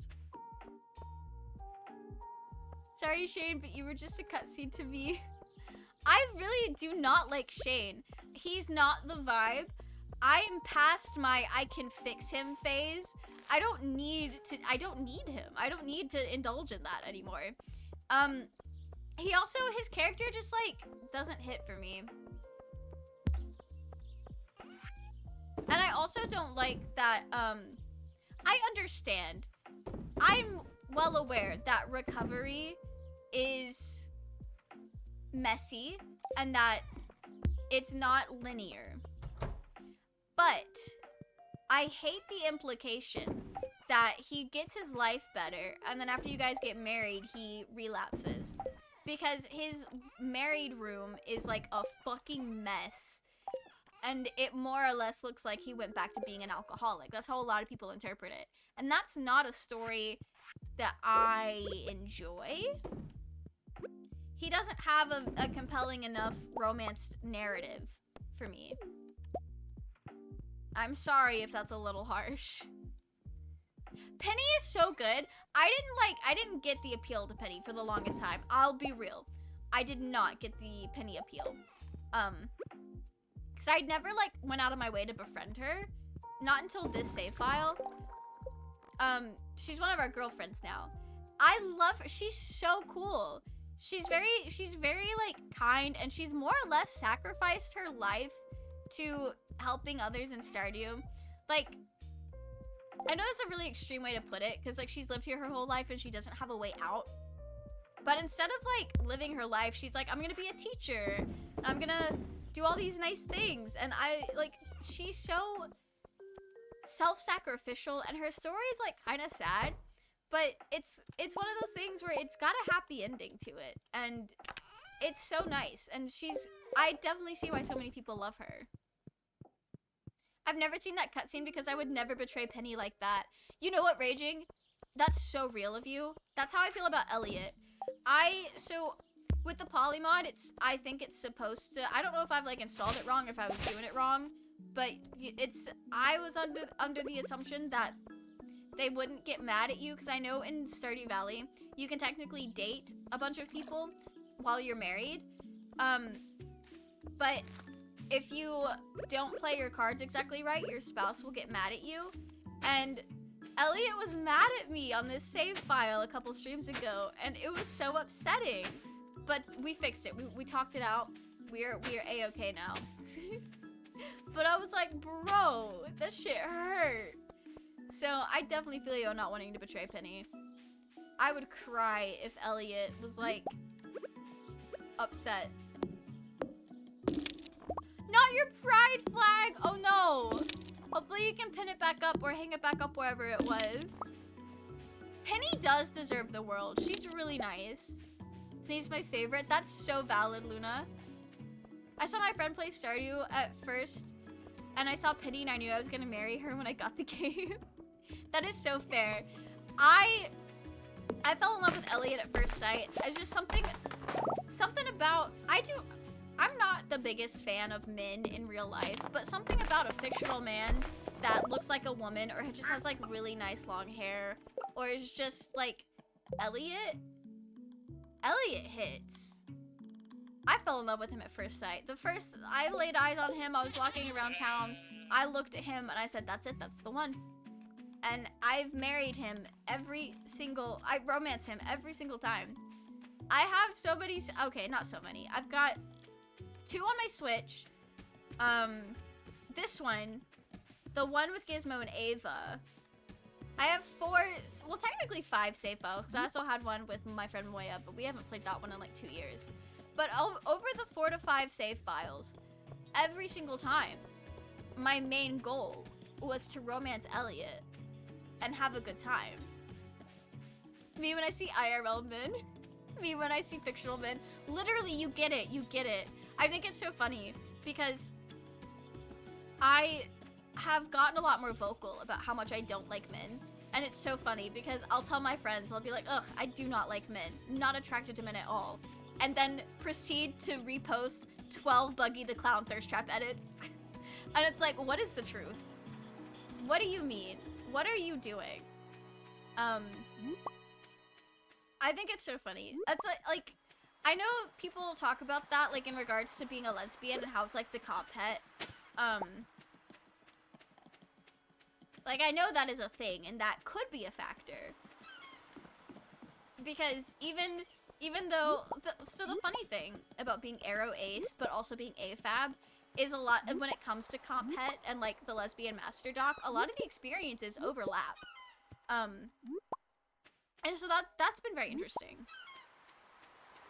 Men do not equal silly little guys. Exactly! Exactly. See, I'm a silly little guy, but I'm not a man. Raging gets it. Raging knows. It's different. It's so different. I'm trying to get some Buggy stats, but the wiki is failing me, but he gets at least one dedicated cover story and is arguably the second most important character in the 6th arc. Oh my gosh. The 6th arc, is that where he's like in jail and has his ponytail? Oh my gosh, so many cutscenes. I like a girl because 1, girls are so much better than boys, and 2, boys my age suck. You know what? That's so fair. That is so fair. Girls are so pretty. They're the prettiest ever. Why am I having a cutscene with Victor? What am I doing? I'm, well, just thinking at the moment. I have a lot on my mind.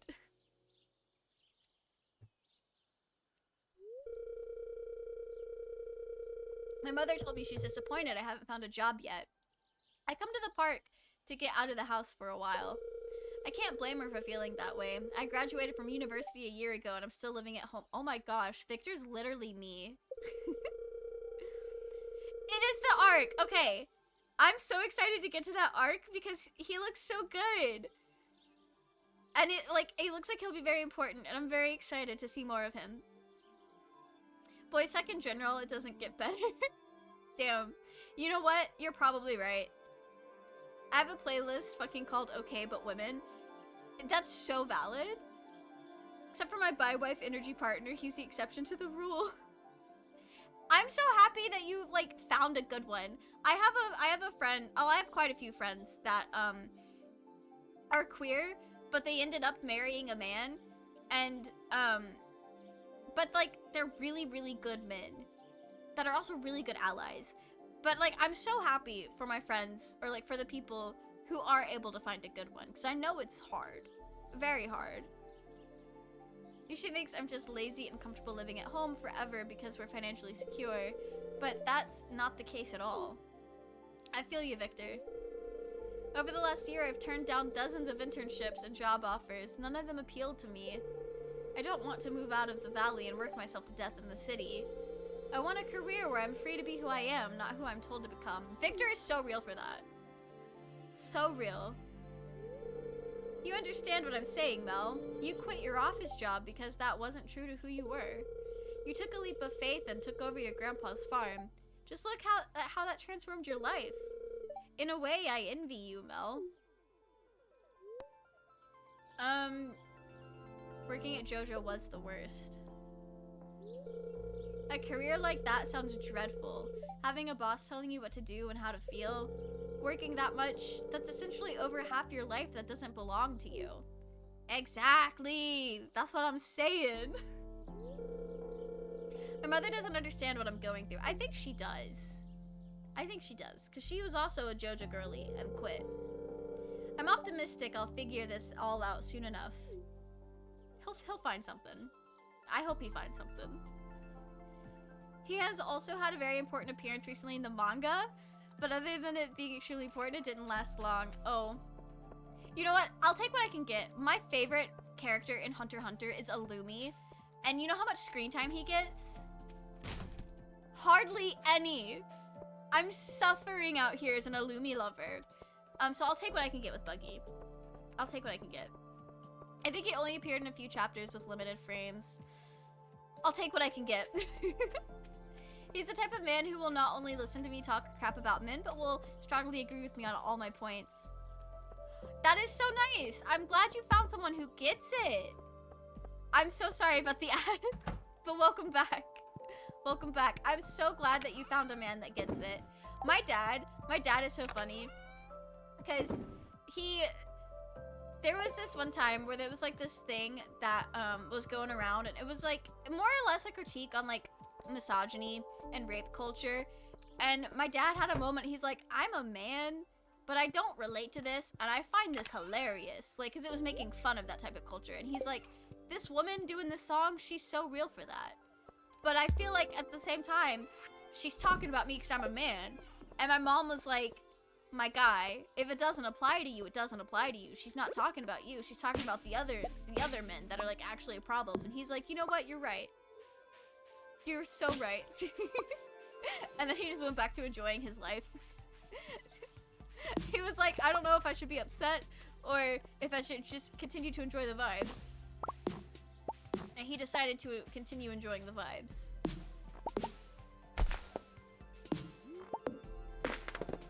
Considering he's extremely important now to the overall world, I expect in the near future we'll get loads of Buggy. Oh my gosh.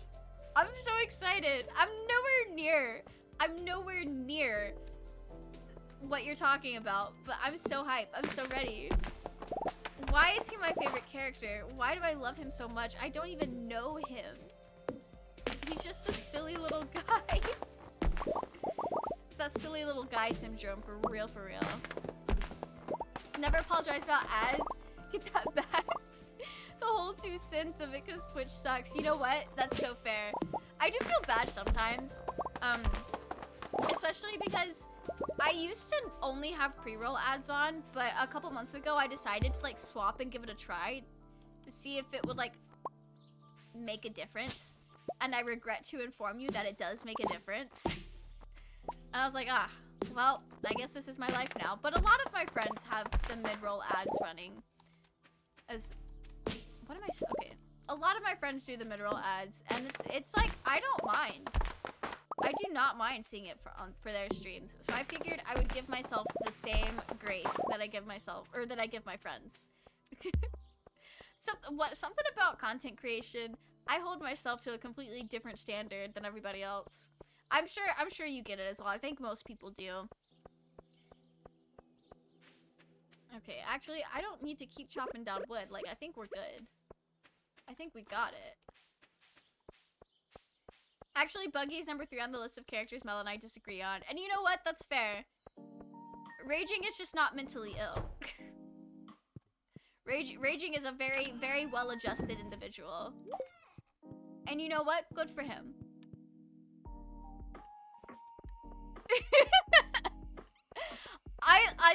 I'm mostly joking because I really don't know Buggy well enough to like say if that's what it is.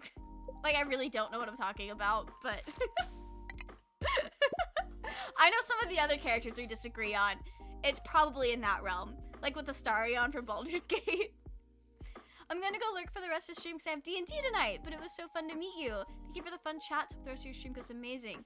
Thank you so much. I'm so glad you had fun, and I hope D&D goes very well for you, Cozy. I'll fucking fight Astarion. And you know what? You're valid. You're so valid. I just think he's neat. I think he's neat. I really like him. I knew I was gonna like him. Why are men hatching in my slime hutch? I knew I was gonna like Astarion before I even got the game, because I knew nothing about Baldur's Gate other than the fact that you can about the character customization. That's the only thing I knew about the game. And then I saw this clip on TikTok where it was Astarion calling you out for having a type for like elves, and I was like, damn, I only play as elves in D&D. He knows me. He's calling me out. And I loved him ever since. I was like, you know what? You're so real for that. You're so right. You're gonna become my wife. I'm gonna wipe him up so fast. I'm being nice to him this playthrough and letting him be Big Daddy Vampy. Trying not to I know what you're talking about. I've seen so many spoilers. I know what you're talking about. Have fun. Have fun. Buggy is strong enough to fight against the world's strongest swordsman, and to be honest, if you know anything about Buggy, you know that ain't a spoiler. You know what? I love that for him. I love that for him so much. We can't both play elves all the time. If I'm playing D&D or a D&D-esque game, you know for a fact I am playing an elf who is a bard. That is the only thing I play. You can try to pry Vicious Mockery out of my cold dead hands, but you're not going to be able to. I always play as an elf bard. I have a character that's an elf bard, but I also want a multi-class and warlock for the drama, because the warlock patron would be his toxic ex, and I think that would be very fun. It's a story. I might just end up writing a book about it instead. We'll see. I've been telling myself that for a couple years now. Not your mom. Alright.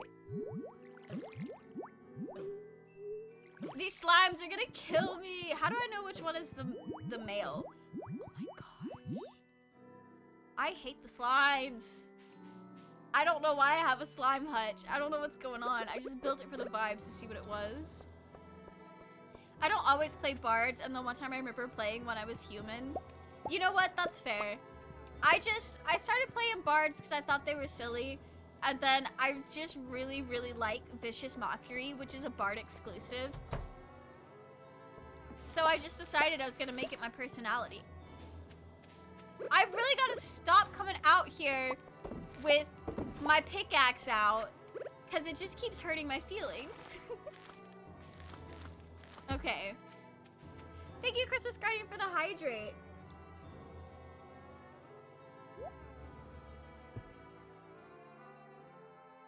I'm also an elf enjoyer. The vibes for elves just hit. They're so good. Like, I don't know what to tell you guys. Elves are pretty and they're cool, and I really, really like being an elf. Though I'm not interested in bards, so you're fine with that. You know what, that's fair. I know bards are definitely not for everyone. I don't know if they're like easier or more difficult to play than I've always heard that rogue is the easiest thing to play if you're like new to D&D. I don't know where bards fall on that, but I'm also the kind of D&D player that never actually learned the rules. I just kind of do what my DM lets me do. So there's also that. There's so many wild seeds. Oh my gosh. I also wanted to be an Indiana Jones type character for that one, but the DM ruined it by trying to make my character incestual with my twin sister, which I was not okay with, and also took away bardic knowledge from me because I was from a small town. That's weird. And that's really fucked up of your DM to do that without like making sure that was okay. I know, so all the times I've played D&D, it was either with people that I've known for long enough that we all know each other's boundaries, or it was with my streaming friends, and we literally set up like a worksheet to get everyone's boundaries down so that we all knew what everyone was going to be okay with role-playing, and that's really how you should do it. If you're not doing it that way, then you're doing something wrong. That's really weird. I'm sorry your DM was a weirdo. I think fighter's the easiest. Oh, interesting. I will say, playing a bard in Baldur's Gate, I don't do a lot of damage. And my favorite damage spell will also damage my friends if they're standing in the wrong spot. So,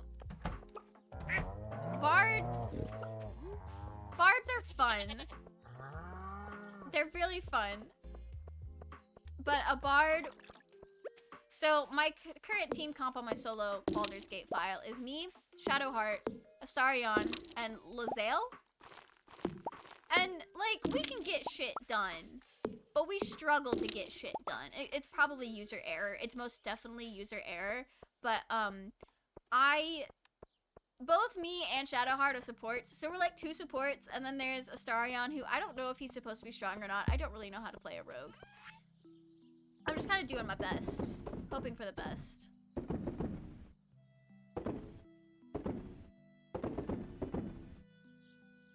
I'm actually gonna keep the leeks. That's very helpful for George.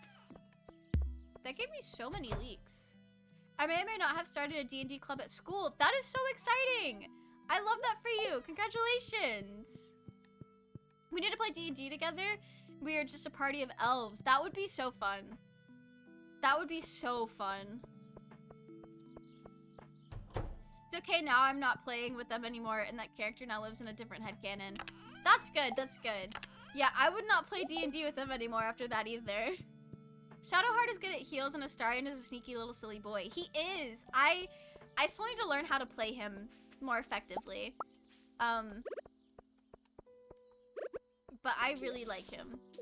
I like Shadowheart. I want to wife her up. I'm terrible at playing her. I'm really bad at playing her. She misses her Ignis a lot. And I try to do it more often than I should, considering she almost always misses it. But, you know, I just really like throwing fire around the place. Anyway, I'm tired. I go to sleep. Don't kill anyone unless they're your bitchy ex, then go right ahead. You know what? I was about to say, how do you know I have one of those, but then I remembered I've definitely talked about it on stream a lot before. But yeah, definitely have a good night. Thank you so much for coming and hanging out with us. I hope your night is full of well-rested sleep. I hope you sleep well. And we'll see you next time. In my lifetime, I've attempted 3 campaigns, even if they never happened. My 3 racers were, Asimar, basically an angel. Oh, that is cool. A regular elf and an Eldarin, seasonal Feywild elves. That's so cool! So 2 out of 3 of my games, I attempted to be elves. I love that. I almost always played as a high elf because I didn't entirely know what I was doing, and that was like, just like it fit the vibes for my characters. My first D&D character that I made, their name is Sonoda, and they were a high elf that came from a family of druids, I believe. They came from a family of druids, and they were expected to become a druid, but they did not want to do that, so they ran away from home. I don't know how ages work, so I decided that they are whatever the elf equivalent to a human 16-year-old, that's what Sonoda is. And Sonoda runs away from home and spends some time in the Feywild learning to be a bard. And they were inspired by like their gay aunt who's a bard. And they were so fun to play. I didn't get to play them very much, but they were a lot of fun. And then my other D&D character, I've only really made 2 D&D. No, I've technically made 3 D&D characters, one for a one-shot. The one for the one-shot was also an elf. They were also a bard. And the character was basically just if listening to Hosier was a person. That's my one-shot character. I don't know if they had a backstory because it's been a long time since I got to play them. Oh, she didn't like the Straubs. Damn. But my other D&D character, that is the one I currently play as in Baldur's Gate, and the one that occupies my brain space, his name is Char, but that's not his name, that's just what he goes by, because he faked his death and now just goes by Char. But he's a messy little guy. He's a bard, he's an elf. I don't think he's a high elf. I think he's just an elf. But give him the right substances and he can become a high elf. I'm sorry, that was a really stupid joke. But I really like him a lot.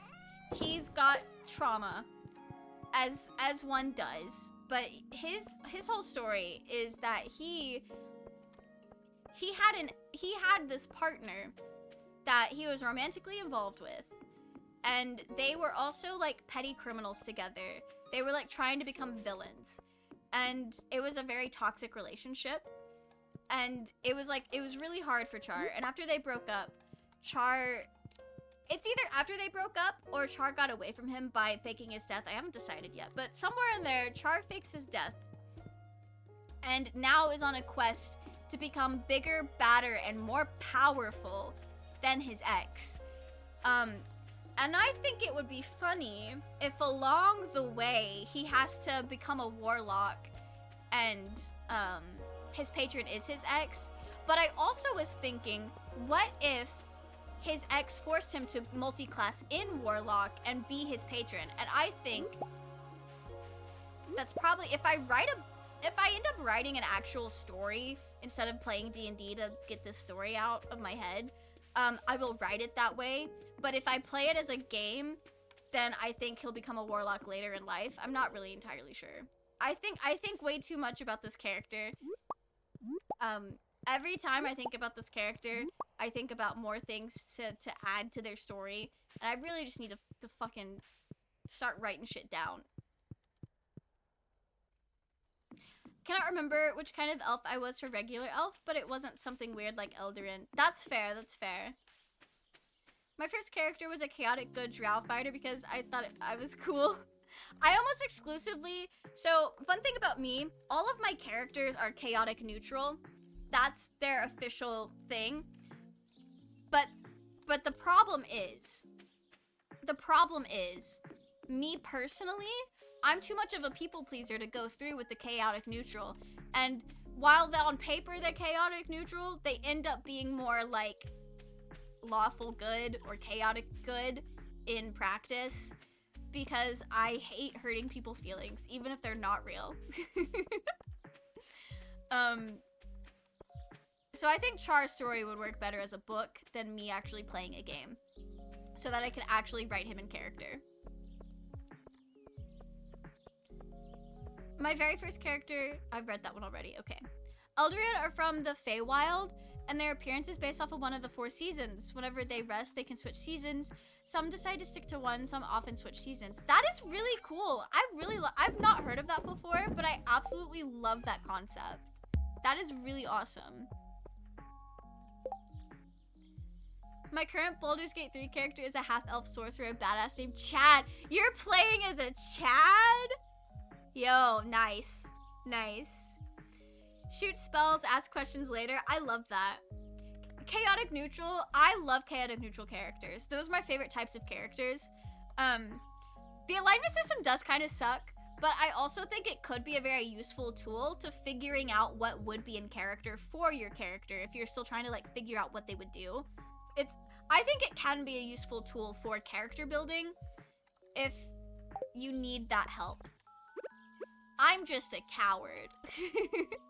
I make all of these morally ambiguous characters and then I do not deliver on the moral ambiguity.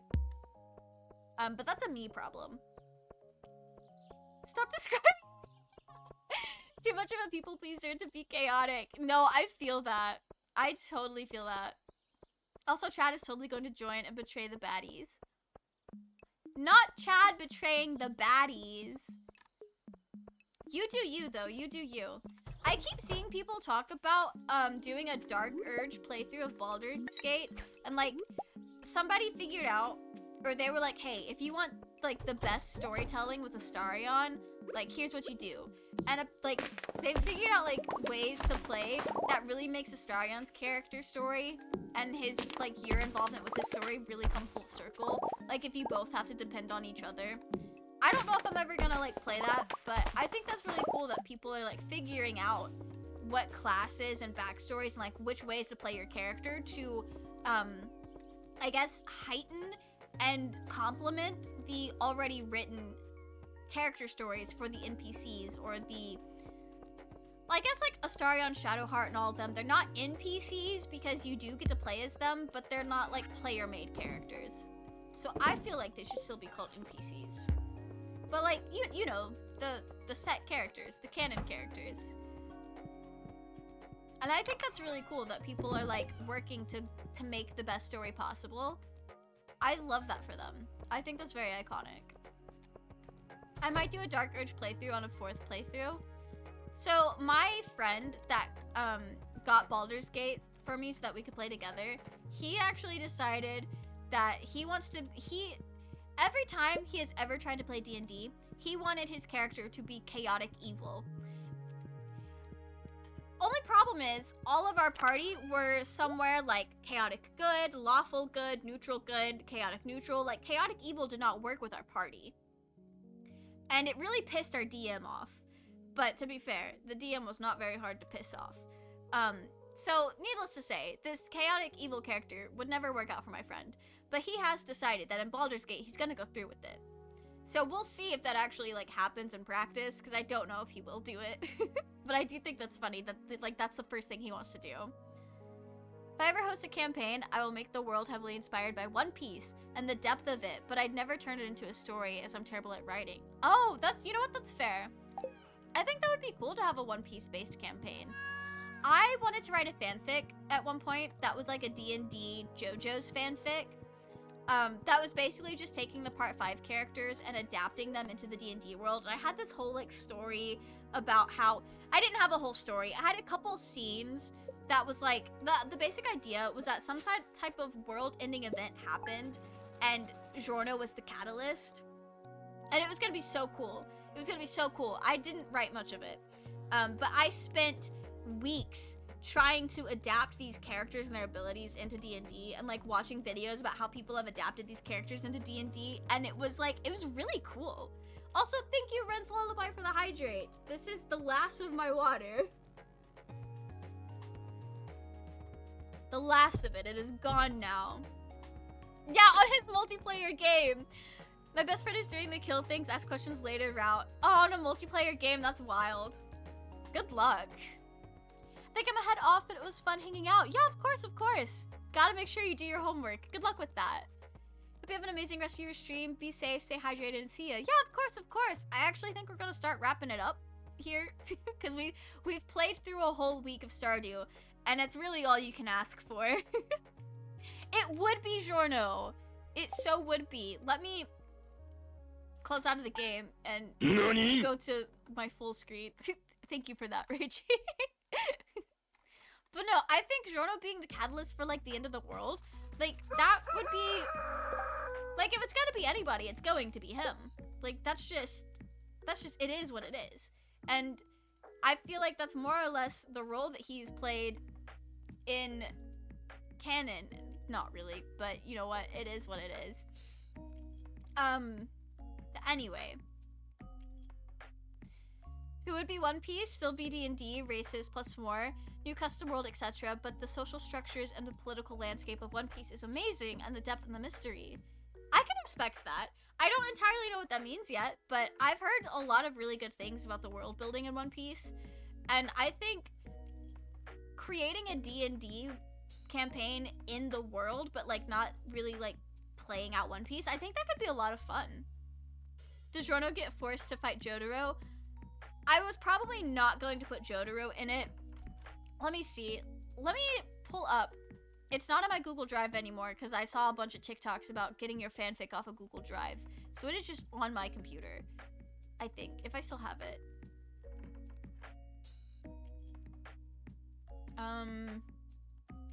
My JoJo's Bizarre Adventure fanfic folder is called JoJo's Bizarre Fix, and I think that's very slay of me. But the story was going to be called Requiem. Very much a thing. And like, I was going to be so poetic, but the only thing I had planned for it was the very first chapter was going to be like after the story takes place, and it's Giorno sitting by the ruins of a great city looking for his friends. And then the second chapter would be like how he met them. But what did I have? I had a whole paragraph of the first chapter. And it's so pretentious. But it's like the aftermath, like something has happened and he's like frantically looking around for like Narancia and Fugo who are like right next to him. Like it was, I might cook with that later. I don't know. I don't know if I'll ever actually do anything with that. But I was so excited about it. I spent more time adapting the characters into D&D than I did trying to figure out what the plot was going to be. So maybe I'll still work with that. I don't know. All right. I think I'm gonna wrap up for real. This has been a lot of fun. I had a lot of fun weebing out with you guys. I will see you all on Saturday, our usual 6 p.m. Eastern Standard Time, for some Minecraft. Probably Egg SMP. I'll have to see what the vibes are. If it's not Egg SMP, then it'll be Brain Rot SMP. Because that started. But I think it'll be Egg SMP because it's been a little while. I think One Piece has 3 different story structures overlapped, which makes very dimensional story. Oh, that's so cool! A linear adventure story, a competition tournament story, and a Cold War/war story. Thinking a video essay for this knowledge. Okay, One Piece is a lot more complex than I thought. I'm so excited to like really sink my teeth into this story. Sometime I have to tell you about the time I built a secret JoJo for a friend's campaign that never happened. Oh my gosh! Next stream. I cannot wait to hear about that. But no, I hope you guys have a wonderful night. I think I'm gonna send you guys over to Band Shredded Cheese. I feel like it's been a while since we've rated them. So I hope you guys enjoy the rest of your. Why is my caps locks on? Sorry. Okay. Nice. All right. I'm gonna kill Spotify. That's how you know I'm serious. I'll see you all on Saturday for some Minecraft. I hope you all have a wonderful rest of your evening, and I hope you guys enjoy Band Shredded Cheese. Good night.